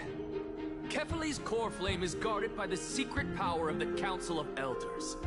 Plus, Pagusa's water curtain will be able to block out any external perceptions. Tell me, dear citizens, have any of you ever seen even a glimpse of the threat that this person is talking about anywhere within the walls of this majestic holy city? Oh. Could it be that you heard that from the Flame Reaver themselves? Citizens, let's loudly sing the blessed hymn. Oh, beautiful old world, where are you now? Oh, legendary Era Chrysia, return to the mortal realm. After the destruction of the three Titans of Calamity, the flame chase journey will have to end.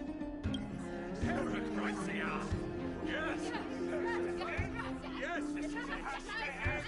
This is bad. The masses are now totally riled up. Anaxa, pray tell. Everything that you've mentioned hinges on the premise that we can find Thanatos' existence, right? Thank you, Lady Aglaya, for still caring about this city. However, dear citizens, we are truly fortunate and blessed.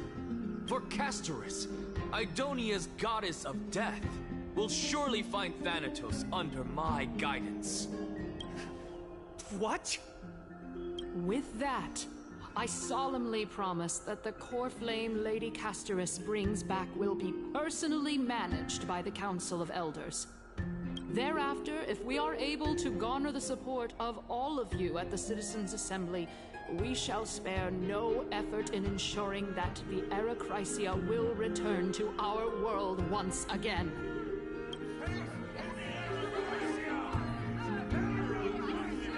With the balance shattered, the result is clear. By Kefali and Talentin above, as the Theoros I have observed, Akama has chosen her destiny. The issue up for discussion at this Citizens' Assembly shall be modified to the suspension of the Flame Chase journey. This resolution shall be put up on the Wall of Heroes, such that all citizens are aware of the city's way forward.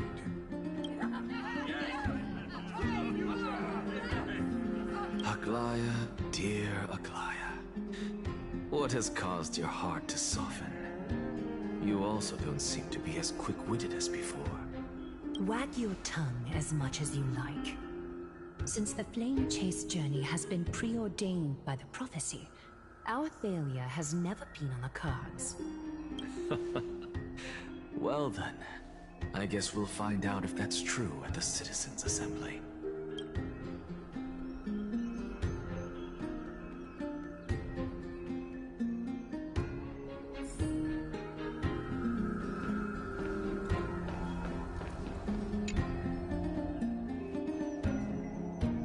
Well, it seems that when I sent you to look for Anaxa, I unintentionally facilitated your partnership with him instead. My apologies, everyone. I know that you have many questions to ask me. I will answer them to the best of my knowledge. In that case, please tell us as much as you can. In actuality, he showed me a past that was both long and heavy. The reason I say this is as I've mentioned earlier. The answer was hidden in my journey unto death. Anaxa, you were in the Netherrealm? Yes, I am but a living dead man now. But that's not important. What truly matters is, I overheard a conversation between heroes.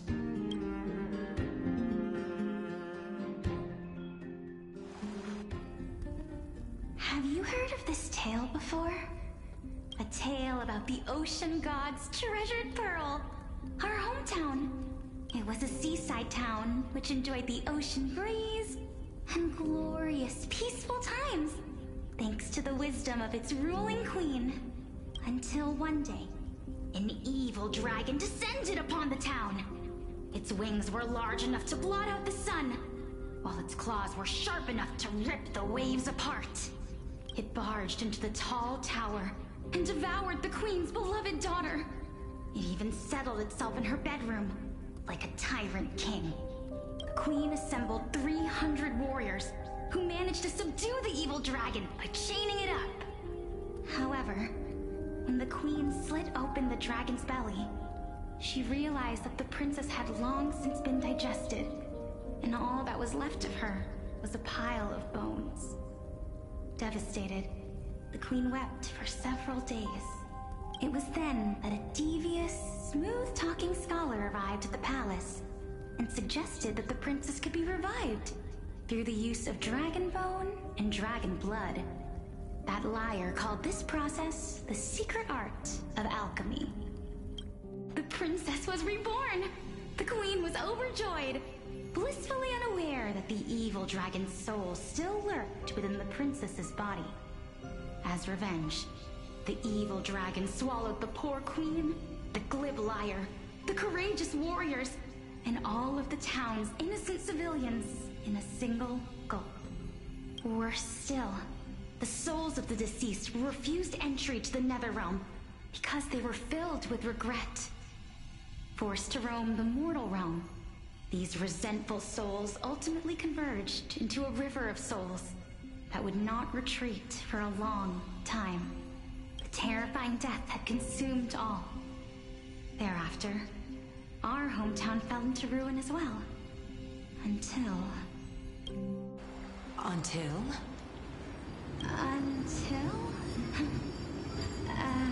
Actually, I don't know what happened next either. Oh my. It seems that you still like to whet people's appetites even after all this time, Pelixia. So, according to your story, this is how I used to look? It's practically a mirror image. And yet, what exactly is this? A miracle that I created with alchemy. As for what it is and how I was able to accomplish it, I'll keep the answers to myself for now. Oh, my goodness. Is this cliffhanger really necessary? Quiet, Titan. Continue to enjoy this splendid play, and the truth will naturally reveal itself. Dragon, huh? I've heard this legend before. In that case, what do you think of it? I think that this so-called alchemy was a tenuous analogy added to the story by future generations. After all, you've never heard of a tradition of alchemy in your hometown before, have you? Indeed. Before I left home to pursue my education, I never even knew that anybody was looking into this area of study. Therefore, we can just treat this tale as a fable told to young children. A fable, you say? If so, what moral is it trying to impart to the kids? I guess it might be the concept of equivalent exchange? Oh? I thought the moral might be closer to something like honor the dead. What? At a loss for words? No. I merely realized that we're both thinking of the same principle. If life is priceless, then there is hardly anything else in this world that is of equal weight to it, right? Indeed. As expected of the wisest scholar in the land. You flatter me. Why don't I ask you a question as well, as a form of equivalent exchange? Of course. What is your question? If I imparted my knowledge of the art of alchemy to you, would you use it to resurrect someone you loved? What? What kind of strange question is this? I got it.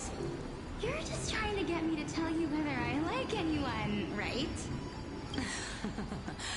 Let's just leave it at that. That was rude of me. Yes, I would. Oh? Death is inevitable. In the days to come, I'm certain that someone whom I cherish deeply will leave me for good. If such a mighty power really existed, I think I would use it without hesitation. After all, you, me, and the rest will all have to face that fateful moment eventually.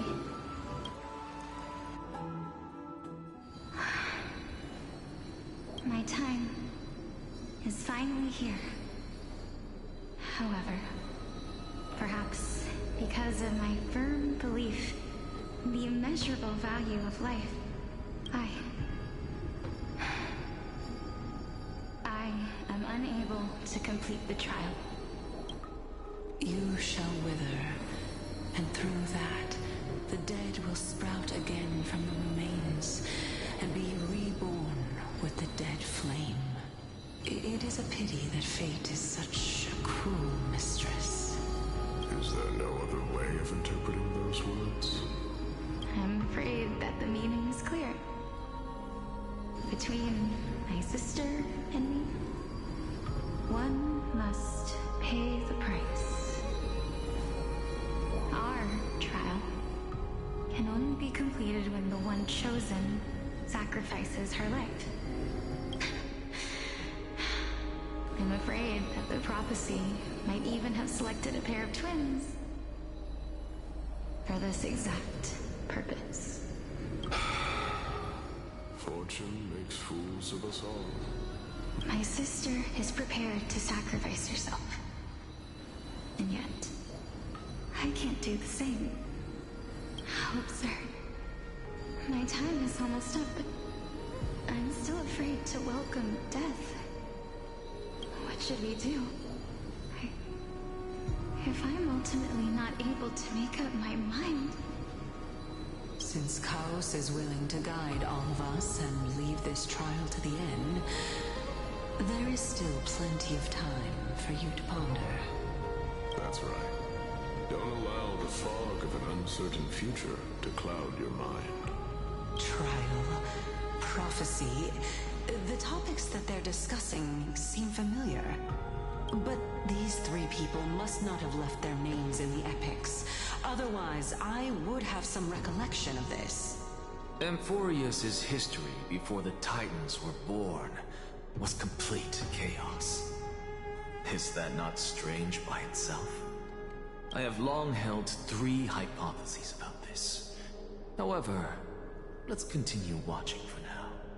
Calypso, Polixia, and this warrior. I seem to have met him somewhere before.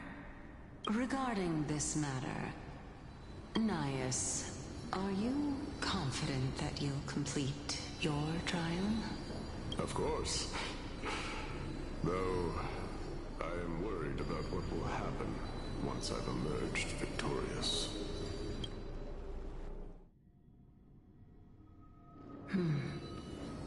Looks like you have made up your mind.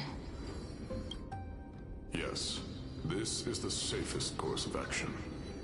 Completely separating courage, honor, tenacity, sacrifice, and reason.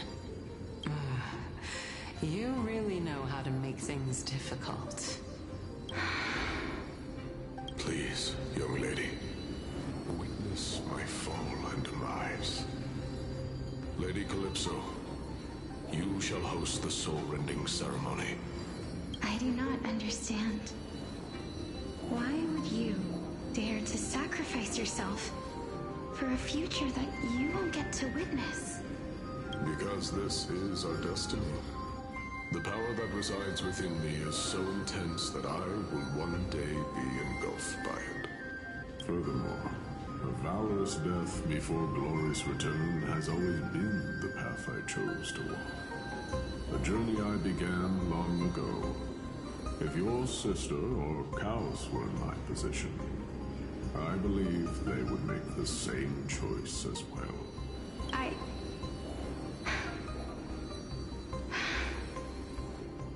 I'm not that brave. I don't know how I'm supposed to face such a serious affair. Despite being Death's chosen one, it seems you still don't know how to face it. Let's chat, young lady. Perhaps I shouldn't end my journey so hastily. Since there's still time, I'm not worried about letting fate wait a little longer. Of course. This warrior is Lord Nias. As the embodiment of Mikador's divinity, he entrusted his life to us and allowed humankind to end his madness. That means that what I'm currently seeing before my eyes is in fact... Looks like one hypothesis of mine has already been proven true. These heroes are the true forms of the Titans, before they attain their divinity. If so, the chosen one of death that he speaks of is actually... Polixia? Is the previous form of Thanatos? But her appearance... If this is true, as long as we can find out where she went, we'll naturally be able to figure out the location of the Death Titan. But before that, we first need to witness what ultimately happened to Lord Nias.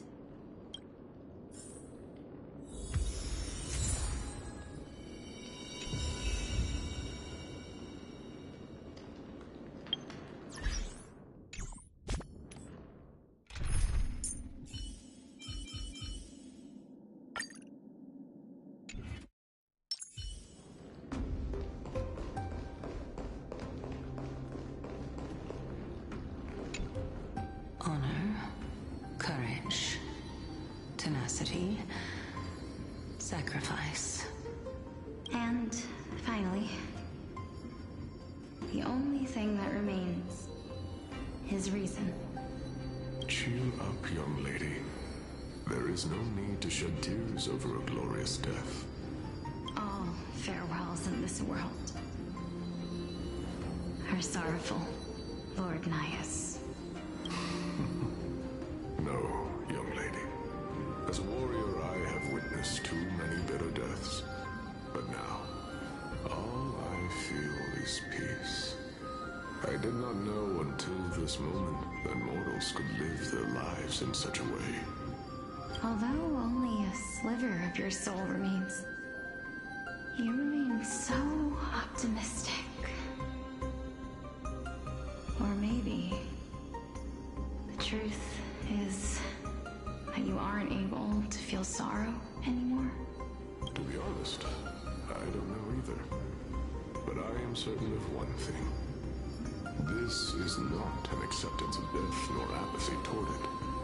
It's not even a feeling of despair.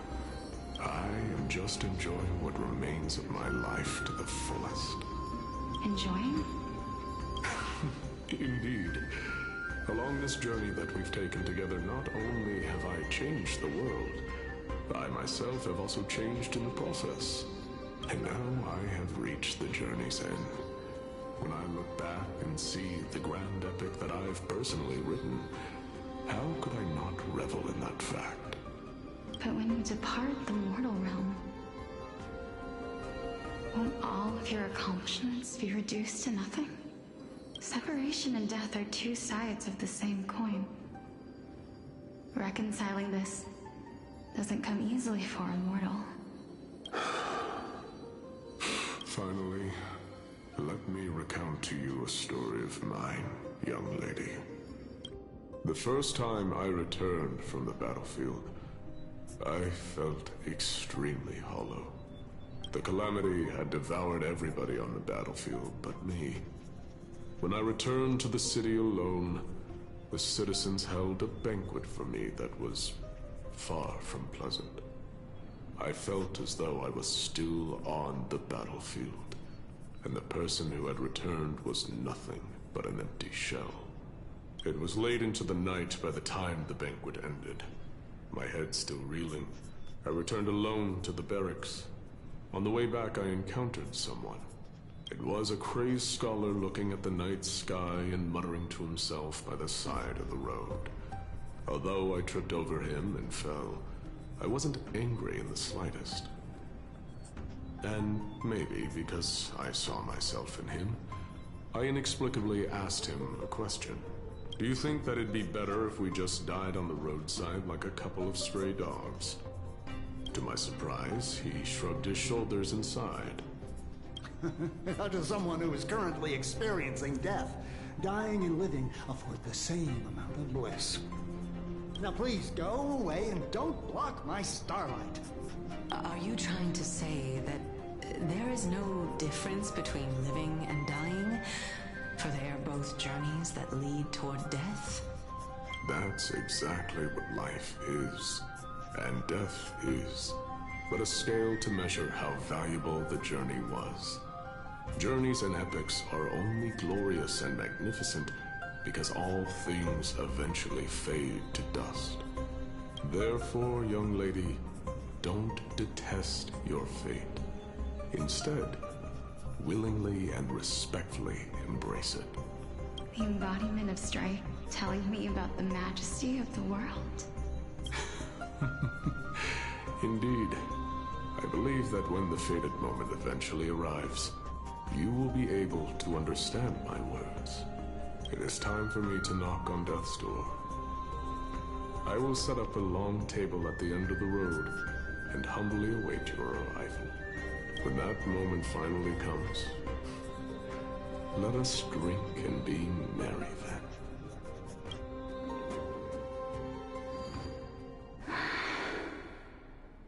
I knew this day would eventually come.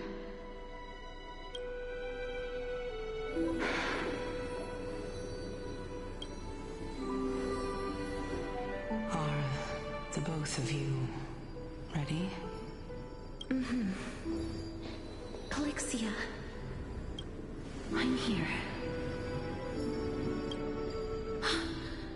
What? This... This is quite interesting indeed. Is this... Calixia's sister? Is it... me? Now, it's time for us to fulfill our promises.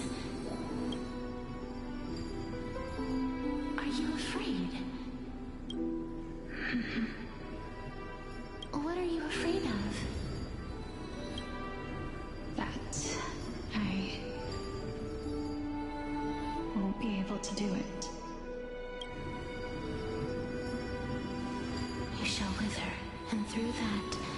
will sprout again from the remains and be reborn with the dead flame.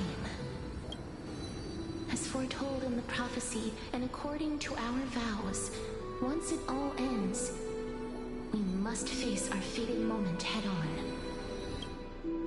Even if it was prophesized, do we have no say in the matter? It's so unfair. Why are we the only ones who are forced into mutual destruction? Let me do it, sister. Let me be death's sacrifice. I was never long for this world anyway. But you're different. I was the one who wasted your life after all. You're wrong, Polixia. I don't think that my life was wasted. Just the opposite. When I finally arrived at this destination and looked back at the journey I took, I discovered that flowers had long since bloomed along the path I walked. It was you who sowed the seeds for this sea of flowers, one that is more beautiful than the promised land at the end of the world. Besides, I have lived a fulfilling life. Even though I was fated for sacrifice, none of the things that I've experienced will dissipate. Instead, they'll forever live on as memories inside your head. Will they not? How could my memories of you ever compare to the actual you? Well then, tell me, what exactly are we?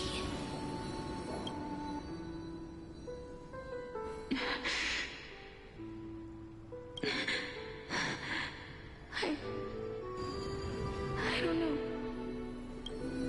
I don't know either. But regardless of what the answer is, regardless of how we're shaped by others, or even by this world, ever since we were born, the fact that we existed was predestined, and nothing could erase it. This is why I will always, always be by your side. We're twins, after all.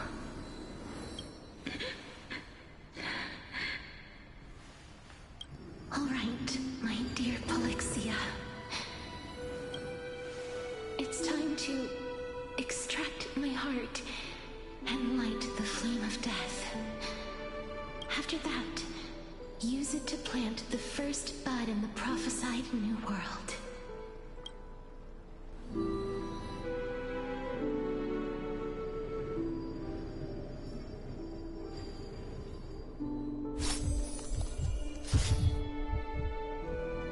If I imparted my knowledge of the art of alchemy to you, would you use it to resurrect someone you loved? Death is inevitable. In the days to come, I am certain that someone whom I cherish deeply will leave me for good. If such a mighty power really existed, I think I would use it without hesitation. Even now, my answer remains the same. This is why, sister, I promise you, in the prophesied new world, I shall plant the first bud on your behalf. Go now. Return to the ocean god's treasured pearl, our hometown. I shall open wide the entrance to the nether realm and grant you a second life. The living beings on this earth shall respond to my call and lead you to the sacred daylight. Remember, do not look back on the land of the dead, and do not stop moving. In the new world promised by the prophecy, march toward your new life. As for the price of our equivalent exchange, let me be the one to pay it. Everybody, we've come to the end.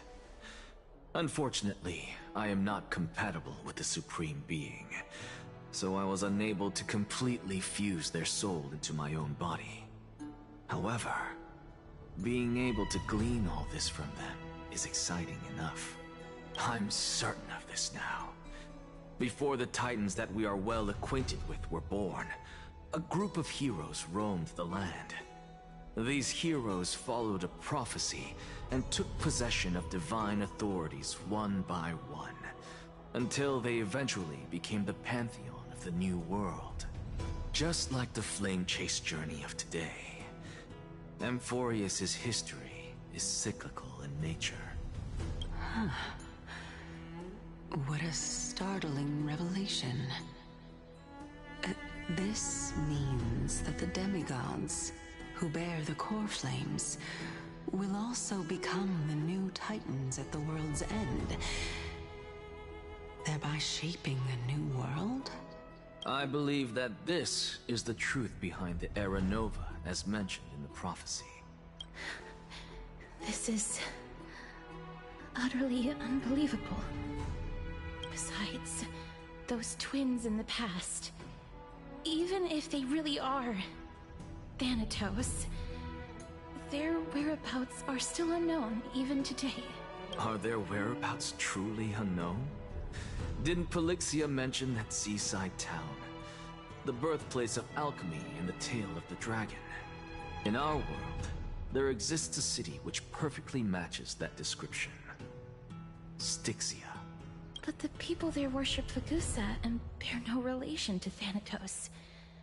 I have also never been to that place, as in the time of Idonia, it had long turned into underwater ruins. Take this. This is... the new Sporist masterpiece, the Philosopher's Stone. It was made by transmuting all of the sages' wisdom into a single entity, with their flesh and blood as its foundation. Remember? I've mentioned before that the art of alchemy is all about conversion, tempering, and ascension. This process also applies to the pursuit of truth. Regardless of how unbelievable this sounds, the truths of the world have been refined from the impurities. Think about the story of the dragon. This stone will lead you to your real hometown, allowing you to reform the door to the Netherrealm and discover Thanatos' fate. You still look as confident in your victory as ever. But what if your conjecture is wrong? Simple. I shall merely admit to the entire world that my experiment was a failure. However, my line of thinking will not fail, because I have already planted the seeds of doubt into the hearts of the masses. Actions speak louder than words, Castoris. With the assembly about to begin, don't forget the promise you've made. I've already searched for so long. I'm willing to try one more time. While we converse, his life is also slowly slipping away. But before I leave, I have another question. What exactly did we witness just now?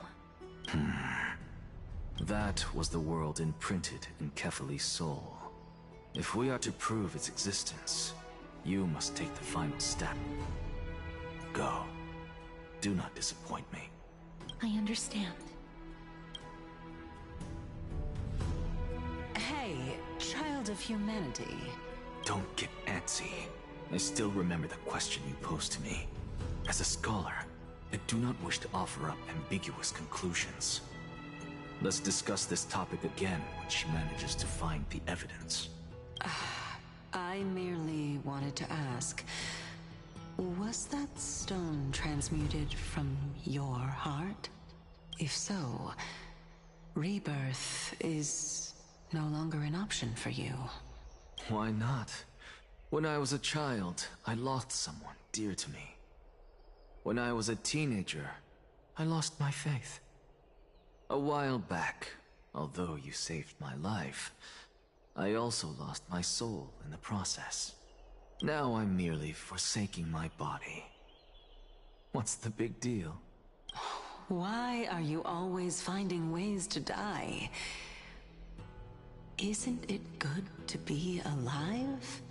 This is but a necessary sacrifice on my path to transform into the purest of them all.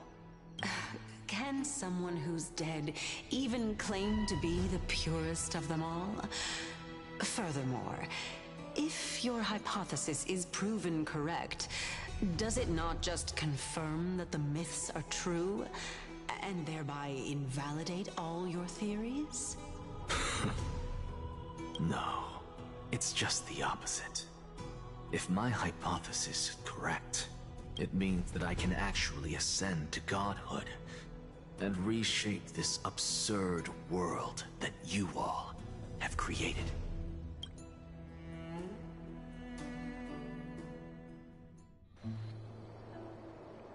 That's a lot to take in at once.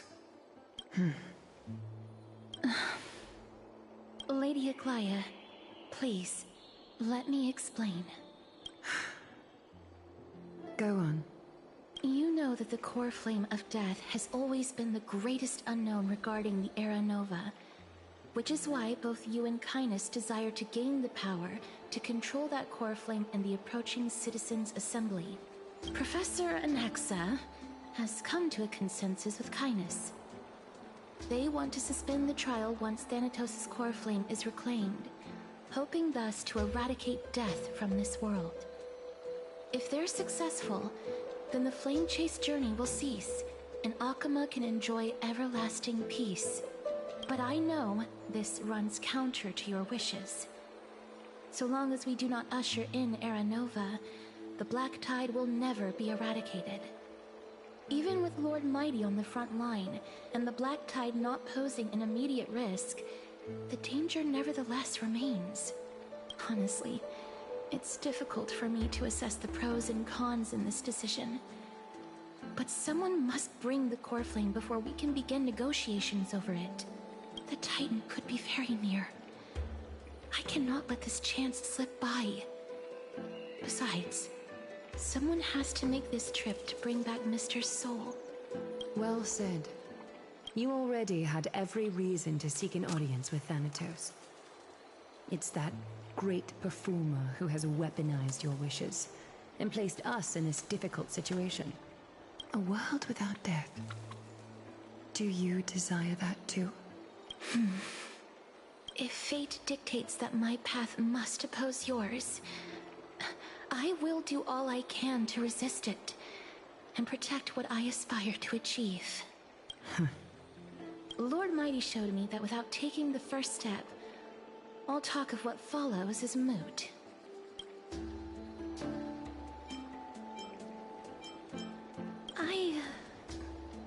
I have always hoped to hear you speak your mind, Cass.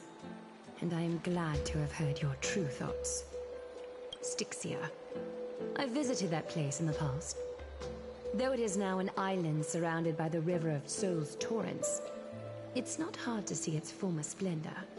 Go. I will not stand in your way. As for you, you are someone who has cheated death. I believe you have more than enough reason to make the trip with Castrus and meet the god of death himself. Castrus, I too look forward to your journey.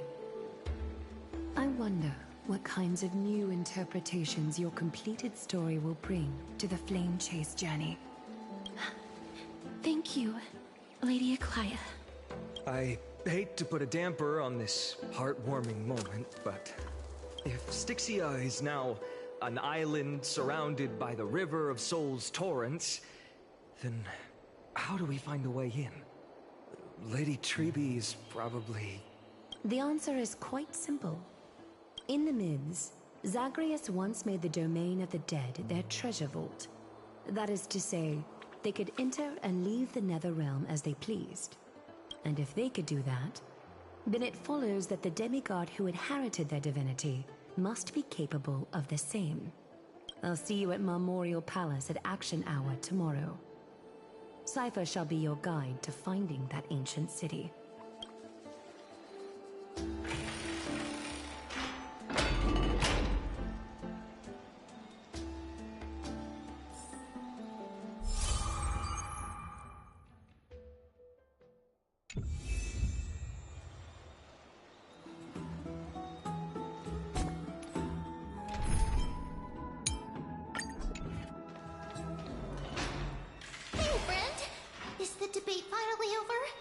did you win?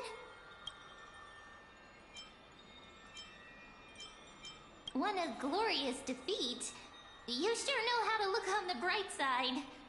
Well, moving on. I was hard at work even while you were at the debate.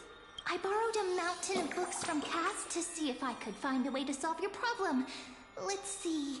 I still have only 32 books to go. Really? Oh, that's fantastic news. I knew it. Hard work always pays off. Especially if you're as diligent as ma'am. I feel like a huge burden has finally been lifted off my shoulders. Why are my eyelids so heavy all of a sudden? Oh, you're right. Then I'll go back to...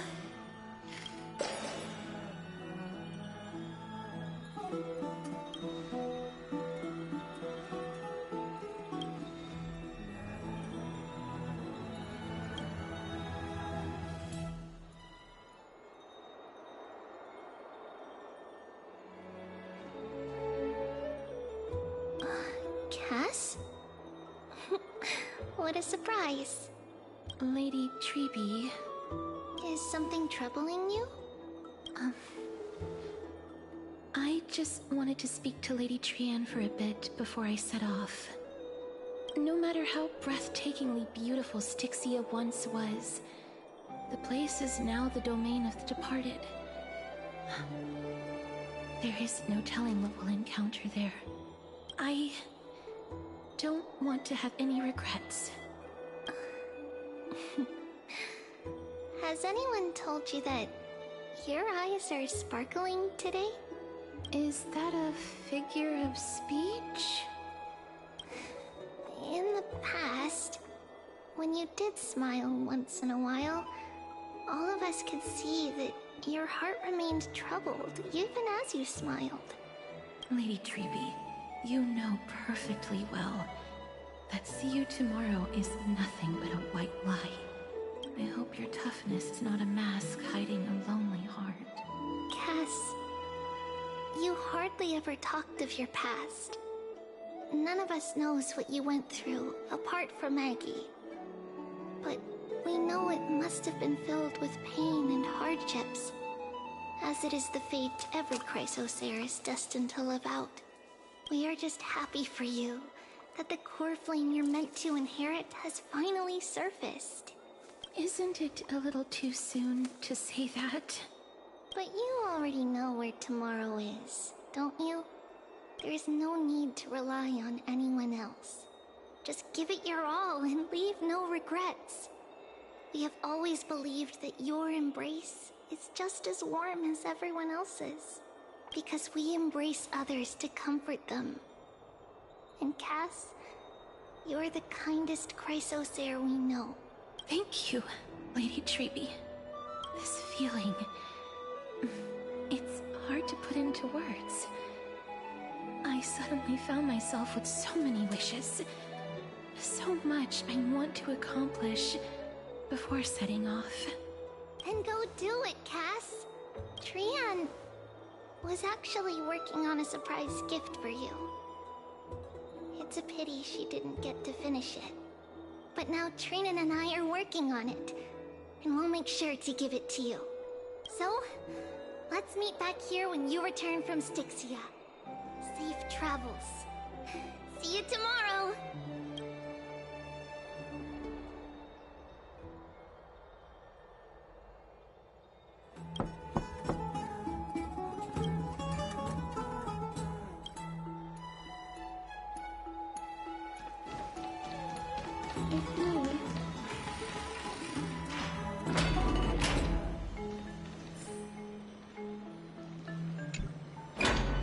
I hope I didn't wake you. Huh? No. No. I'm here because of private matters, actually. If it isn't too much to ask, I'd really like it if you could come along with me to retrieve something. Aren't Aren't you going to ask me what it is? It isn't a long way from here. Shall we?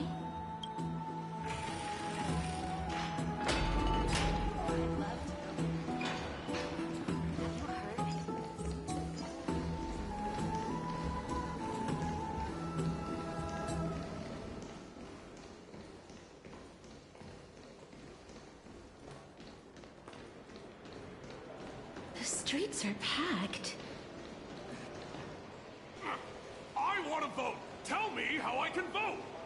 Take your ceramic shard engraved with the Kethali rune, select the Council of Elders in your heart, and pray silently until the shard registers your choice. Then toss it into the Dolium. The Council of Elders? More like the Council of Buffoons! The Black Tide took my hometown long ago! Who are they kidding with bringing back Erechrysia? It's all a sham to create their own Erechrysia in Akama! The Titans are just. So long as we do not overstep our bounds again, we will not incur divine wrath. Oh, please. The time when these deranged Titans should have vacated their spot to the demigods is long overdue.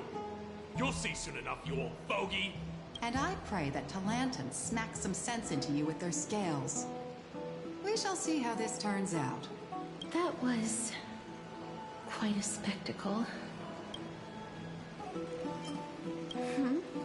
You're interested in that? Well, you'll feel right at home in Akama then. To this day, I still find it almost unreal that Akama is the only place illuminated by light amidst the crumbling ruins of Amphoreus. And its people are even holding votes to reconcile differing opinions. This peaceful sight is making me forget that this is the end times.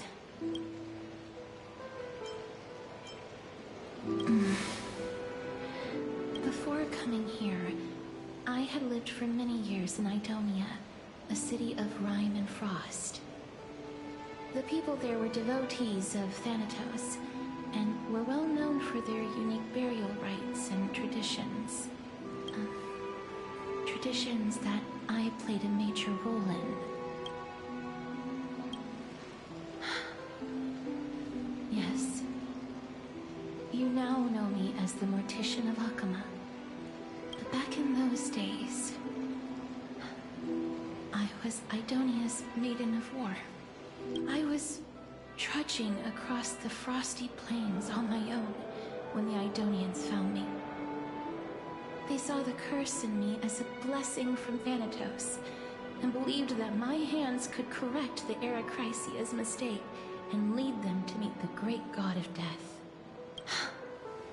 They provided me shelter, but in return, I was expected to grant merciful deaths to war captives, prisoners bound for execution, and heroes alike. Yes. No matter how kind or cruel the means, nothing can change the essence of death. Taking away someone's life is never worthy of religious worship.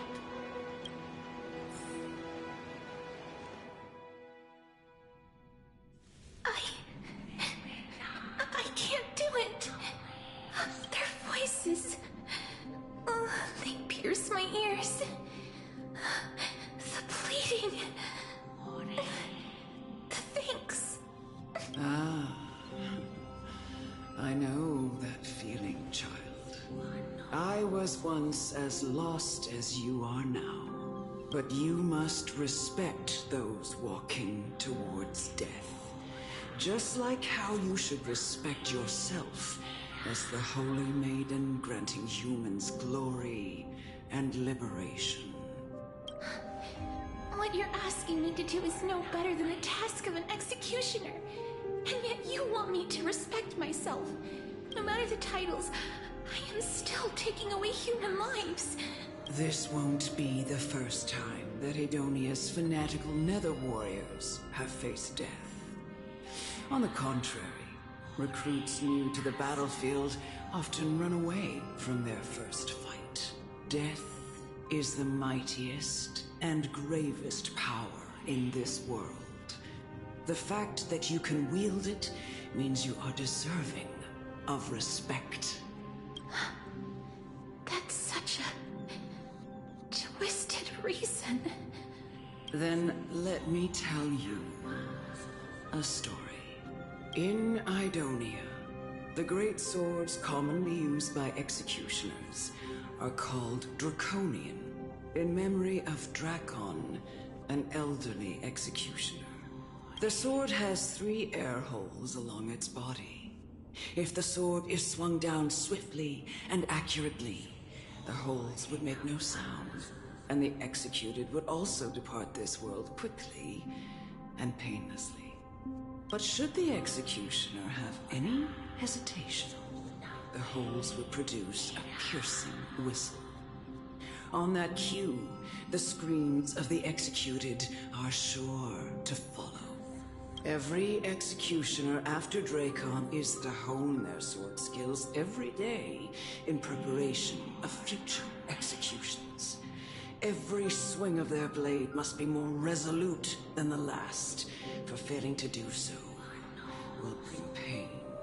Pain for the dying, as well as pain for themselves. No. I can never get used to this. You misunderstand, child. I am not telling you to get used to it. I'm asking you to consider the source of the dead's suffering and use that knowledge to fortify your future touches with more and more determination. Go, walk with the dead and love them as you love life. Then you'll no longer hear those noises. Please, don't kill me. I don't want to die.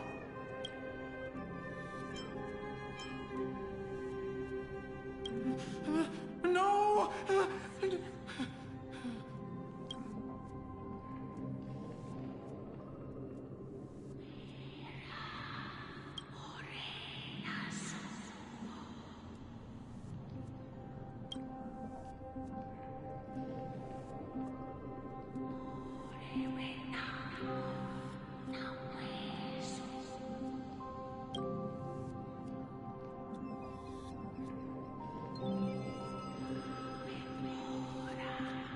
May you gain some insights through his sacrifice. Is this all? No. Come with me. This is just the beginning of your life as the Maiden of War. You executioner!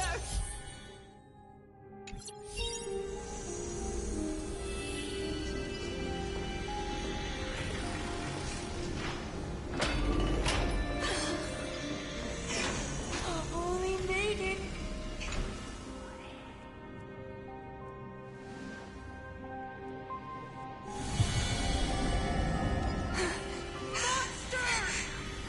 Thank you. Do it then, executioner.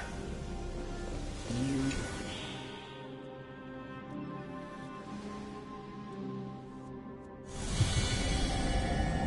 I curse you to live in eternal pain.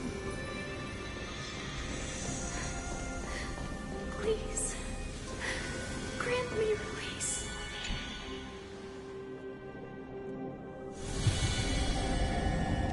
When will this ever end?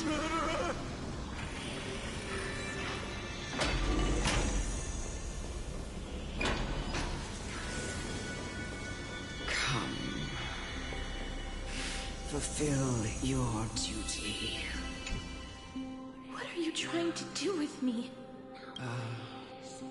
I have aged. The time has come for me to heed the summons of Thanatos and journey to their domain. The final resting place of every Idonian.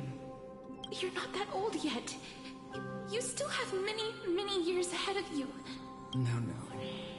I'm already dead. Or I have come to fear my declining health and impending death. Ah, Castorus. Will you give me one last chance to charge towards fear and prove that I am no coward? I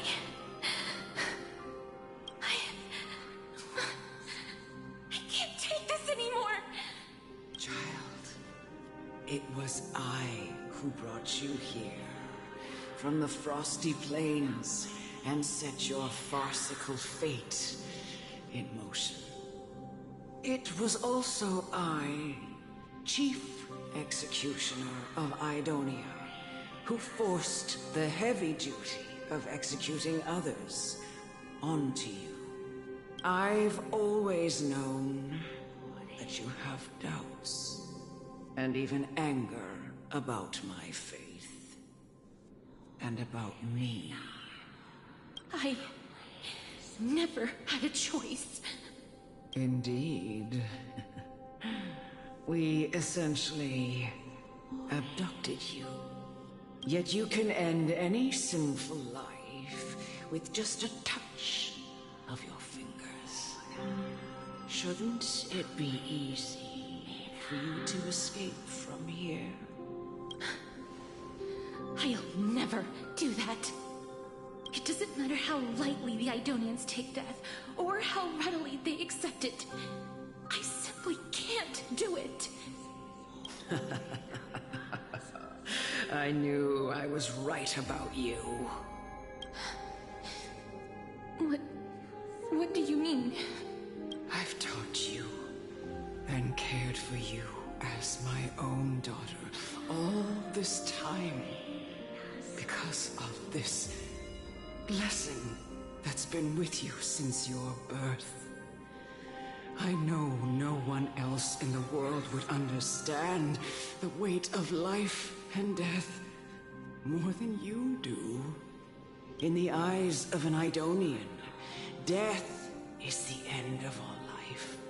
A destination we will all eventually reach. Humans should not resist it, but learn how to face it. You can only live your life to the fullest after understanding this principle. And when you do, even if you eventually leave Idonia's protection, even if you must carry the curse forever, you can live with your head held high, like everyone else. No! How can I? Come now. It's time. I've already taught you all that I know. Show me that you are a fitting holy maiden. Or at least, that you possess the resolve to become one. Come now. It's time. I've already taught you all that I know. Show me that you are a fitting holy maiden. Or at least, that you possess the resolve to become one.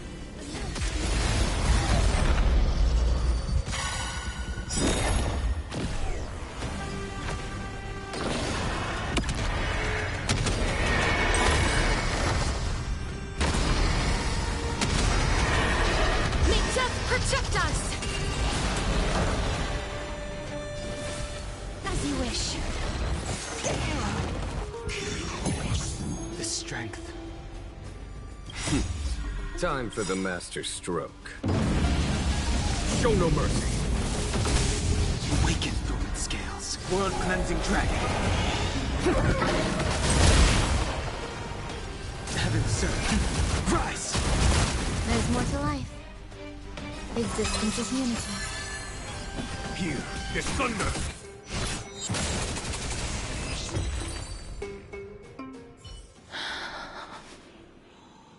This was the last time I followed her command.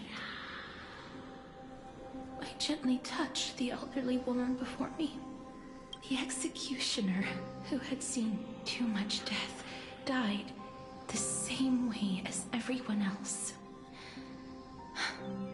A gasp for air, a wistful look in her eyes, and a barely perceptible tremor in her fingertips. Elder Amunet, the person who tried to teach me about death, ultimately vanished like dew in the morning mist. She spent her life embodying the beliefs of the Idonians, and when death finally came, she embraced it exactly as their doctrine had taught. I have nothing but respect for her. I erected a cenotaph in her honor in the marshes outside Idonia's city walls with the others I had laid to rest. Then, I set out once more in search of Thanatos. It was a long, long journey. I heard so many discussions about death along the way. Life finds meaning in death. The world improves because there is an end. It seems the most terrible darkness in this world. Everyone talks about its heavy weight. Some resist it, some worship it, and some even revere it. How did a disappeared titan become the deepest fear of humankind? And why do they haunt my dreams? I continued my travels to seek an answer. Initially, I was running away. Then, I started searching for it. And now, at the end, I just want to know if my touch, if my embrace, can do more than taking things away. Can I make anything? Can I leave anything behind? I don't want to die. Please, I'm begging you, just let me go. I don't want to die, please. I don't want mercy like this. Just let me go. I need him. I don't...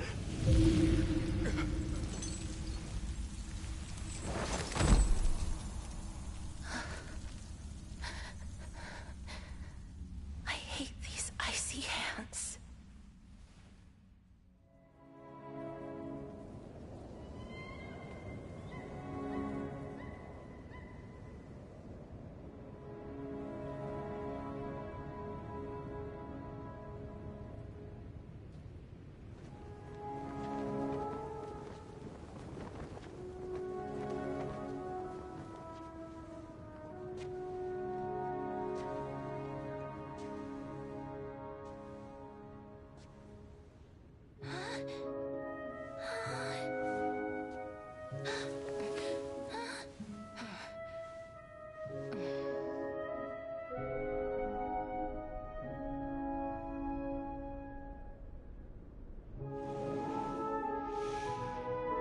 Get it over with. End its suffering.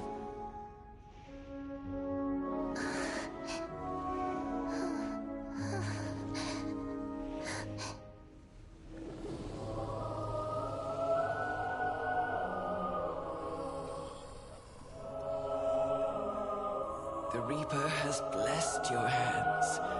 Only you can grant them peace.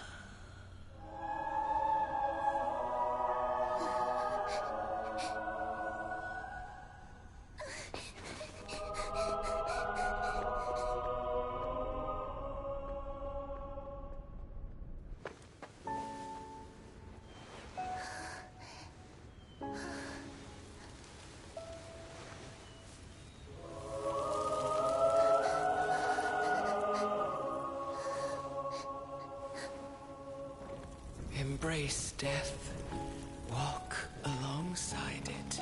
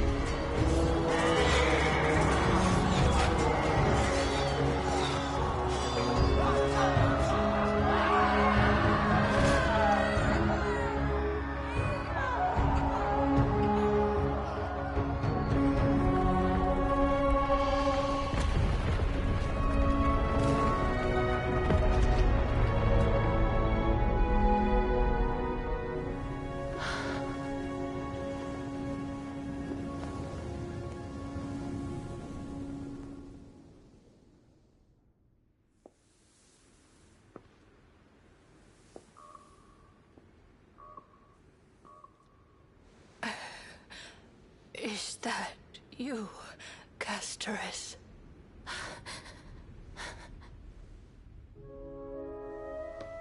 All of them have gone, heeding death's summon, crossing into their domain.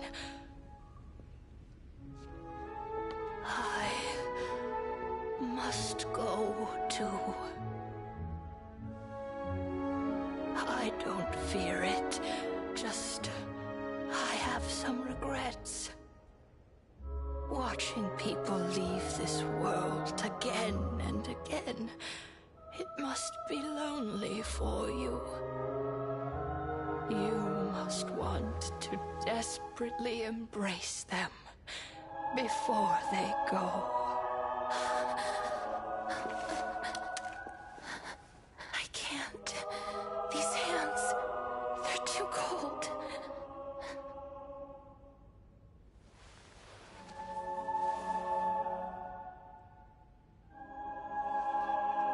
But Big Sister Castorus, your hands are so warm.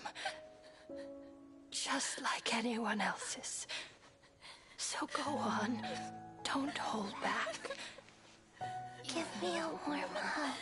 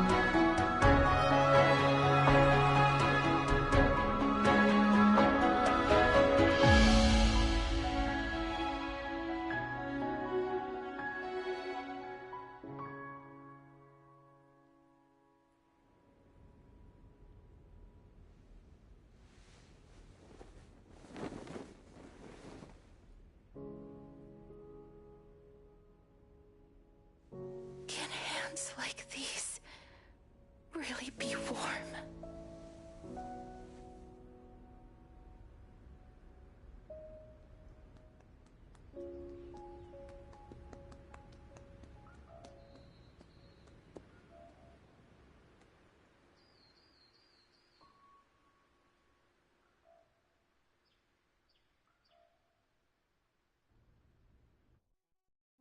On the day that Orynyx's trial ended, you must have had many questions.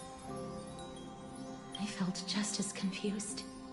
Why, as someone from beyond the sky, were you so cruelly dragged into Amphoreus' fate? I wished I could take action, but no matter how hard I try, I cannot simply interact with the living as ordinary people do, even when we brushed against each other unintentionally in the grove. And it was obvious that nothing had happened. When an almost unattainable hope finally welled up in my heart, when I thought that perhaps my touch would no longer bring sorrow, fate declared to me, it wasn't that the curse of death had finally been lifted, but that your soul no longer belonged to this world. And there was nothing left for my hands to take. Nothing. And did I really think this time would be any different? It's not that I don't understand this reality, just that I'm unwilling to accept it. Having walked such a long road, I am still unable to find the answer to life and death. I am resigned to eternal despair. Anything I wish to hold on to, death will inevitably wrest from my grasp. From that moment on, I lacked the courage to confirm it again. Until Orynyx laid bare the cruel truth before us.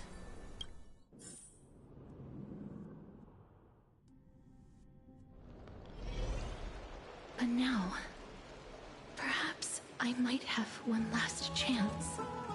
Long ago, Trinan read a prophecy to me. At the end of the sea of flowers, the souls of the living shall warm thy fingertips, and after an embrace, there shall be eternal separation.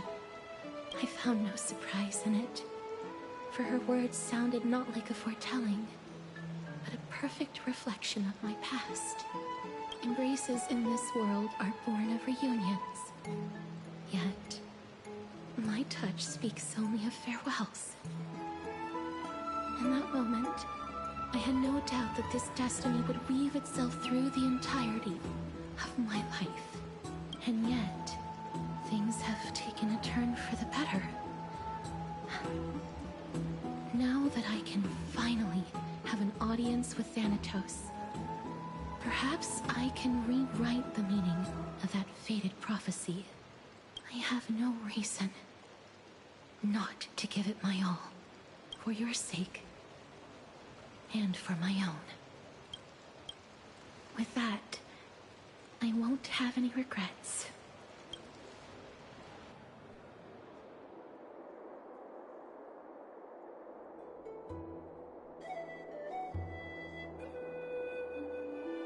Let's put that aside for the moment. We've arrived. I want to retrieve a small gift I specially prepared for you. I made it myself, like the trinket I gave Lady Trianne. I want to leave something for everyone, if possible. The journey to seek an audience with the Death Titan cannot be an easy one. I want to make full use of every moment I have before we depart, so that I don't have any regrets.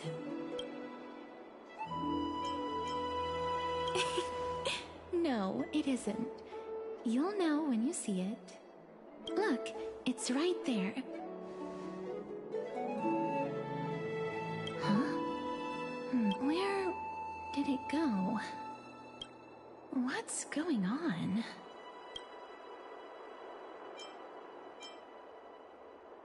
I am not some corrupt grown-up. What's this? The coin of Zagreus and a slate. So it's her. No doubt about it. This is her favorite symbol. It's a lady's cipher, the demigod of Zagreus whom Lady Aglaia had spoken of. She's a master thief who's left legendary tales all over Amphoreus.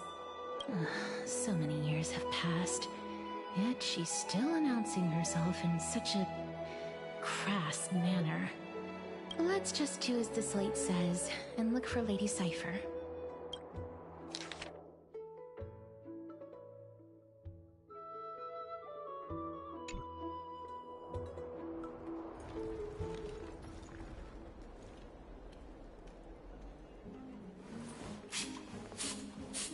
Look, it's right there. There seems to be a new show in the background. I must pursue her.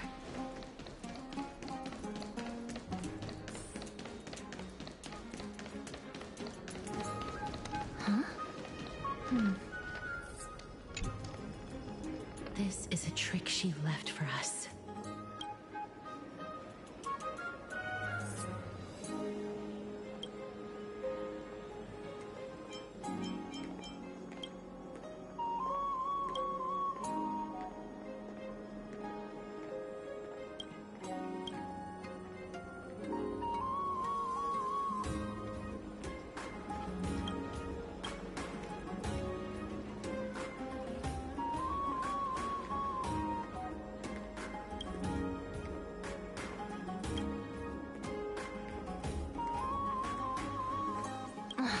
She's incorrigible.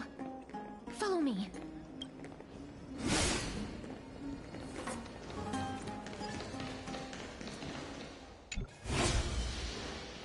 This is how it should be.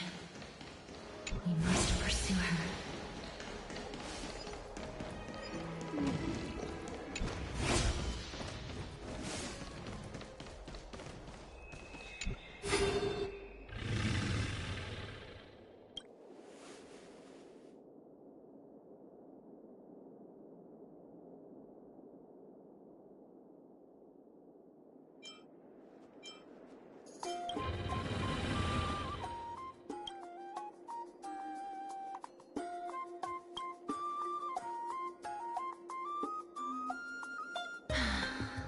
Lady Cypher, please come on out.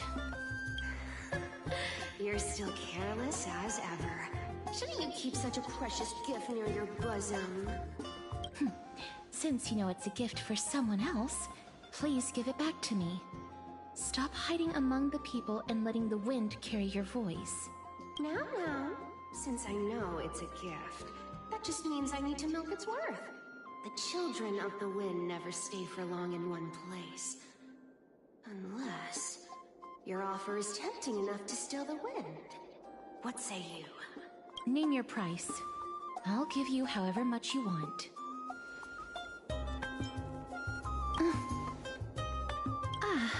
I'm sorry. Bargaining is really not my forte.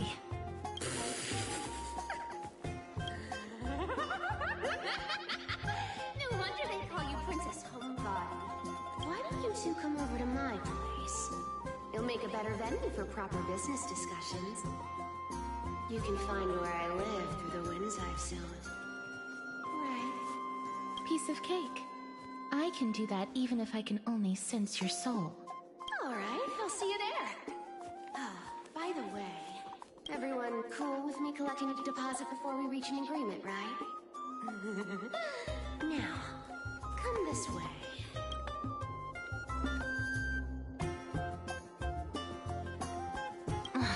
She's incorrigible.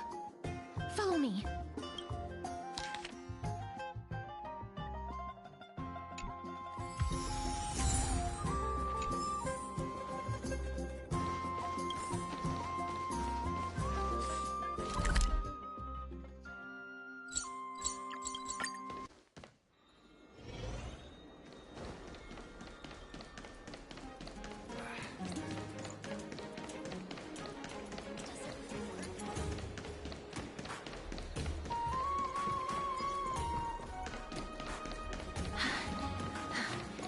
Here we are.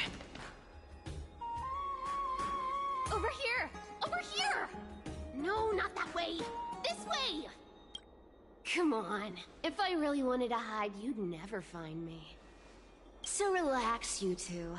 No need to get your hackles up. I'm not that scary, am I? Meow. Whoa, that upset? Calm down. I'm just putting on a show with the meowing. Some people might have been into that a millennium ago, but it's long since gone out of style. Loosen up, buddy. Shall we get down to business? Give me the jewelry piece first, or everything's off the table. Oh, come now. Don't be so upset. Relax. Relax. Look. Isn't the view here just great? You can see what everyone is doing and where they're going, and they won't even know you're here. Now that we've broken the ice, let's get to the point. Everything I've said so far has been a joke. I'm inviting you two here for 3 things. 1, the seamstress found me and wants me to take you to Styxia to look for the Death Titan. 2, the Council of Elders also found me, and wants me to make sure the core flame of Thanatos ends up in their hands. Of course, I may keep a low profile, but I'm still a bona fide demigod. And last but not least, I'm telling you that I'm not interested in doing either of those things. Don't go look for the Death Titan. The end.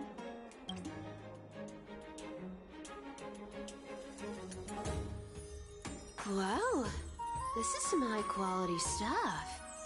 And this room is full of it. How much are these worth, Did you get all this through that Aranova gimmick? Some of it is family fortune, while the rest came from my business as a dressmaster. Don't liken the flame chase work to your shady dealings. Wow. I should have busted down your door instead of going around like a thief. Well, spill. Why are you giving me so much money? Payment. For doing work. You're worth this much. Did you forget my stance to all this? I thought I made myself very clear. You wish to run away. Run away from your responsibilities, from the prophecy, and from your destiny. You shall walk with greed and die over petty change. I understand this prophecy weighs on you immensely. That is why I have never reproached the demigod of trickery for running away. But I need you right now, so don't turn me down. You know, maybe the gods got your tongue with their golden threads, Aglaya. I'm not hearing any sincerity in your words. Give me a reason why you're bowing your noble head to me. We lost Trian. Oh. The divine power of passages is running out. I need another demigod to escort Castoris and help her fulfill her lifelong wish. Oh, I get it now. You're sending Castoris to her death. And you want me to die with her. This is Castoris' own request. I have never seen her so determined. She brought this up herself? You're not pulling my leg. She's also made up her mind to leave her confused past behind. As will you, Cypher, when you finally make up your mind. Don't be so sure. Time is hard on the likes of you and I. But Castoris remains pure as driven snow. She can always turn back before the end, you know? Maybe she'll remember Trian's sacrifice. Maybe she'll remember the countless martyred Chrysos heirs. Maybe she'll remember you, with your one foot in the grave. I ain't as optimistic as you about what she'll want to do. Tell you what, why don't I take this room of treasures as a security deposit, and we make a bet? Go on. I bet she'll change her mind and turn back. Now, if I lose, I'll do what you want me to do. Return this deposit to you, plus giving you another room full of treasures. How does that sound? You sound like you have all the confidence in the world. In that case, let's make a pact with those conditions. I hope you're prepared to lose it all. In conclusion, I want to win. So I hope you two can give up on going to Styxia. I'll give all the treasures in that room to you. And you can split it between yourselves, however you want. What do you think? Tempting, right? I decline. If we don't find the Death Titan, his soul will... Oh? I can't go into the details, but we have to go to Styxia. I really don't get how. Princess, homebuddy, you keep talking about needing to find Thanatos, about getting rid of your curse, and you don't care about anything else. But did you ever live for your own pleasure? Even for just one day? What are you trying to say? I'm saying, contrary to your beliefs, Aglaya didn't take you in just so you can die for her Aranova. The Flame Chase journey walks hand in hand with sacrifices. Isn't that why you're always running away from Lady Aglaya? Fine. Never mind. We all have our own problems. I ain't gonna say anything anymore. It's not like I was gonna honor that bet anyway. But listen to me. Styxia is no tourist destination. Sure, the treasures buried in there are 10, no, 50 times richer than Aglaya's vault. Yet, I've never been there. And I never plan to. Because even a demigod can't be sure they can walk out of that place alive. And now I'm supposed to escort you to Styxia. Sure. Pay up.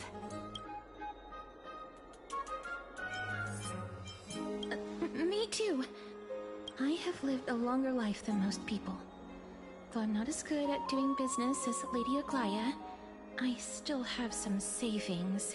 I can give them all to you. Then how are you going to live the rest of your life?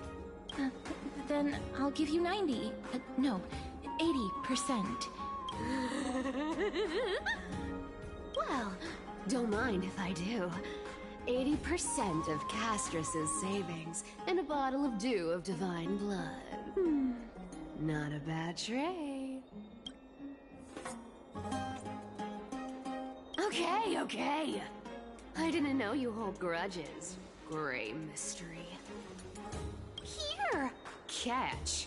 Be careful with that! A minor change in plans, though. Don't go to the bath tomorrow. Come look for me at Akama's city gates instead. So, why are you changing the meeting place? Oh, nothing really. Just a bit scared of the seamstress's frosty face. I wouldn't stay a second longer in Akama if it were up to me. Well, now that we've struck a deal, why don't I give you guys a lift back? It's gonna be a long ride. So have a good rest.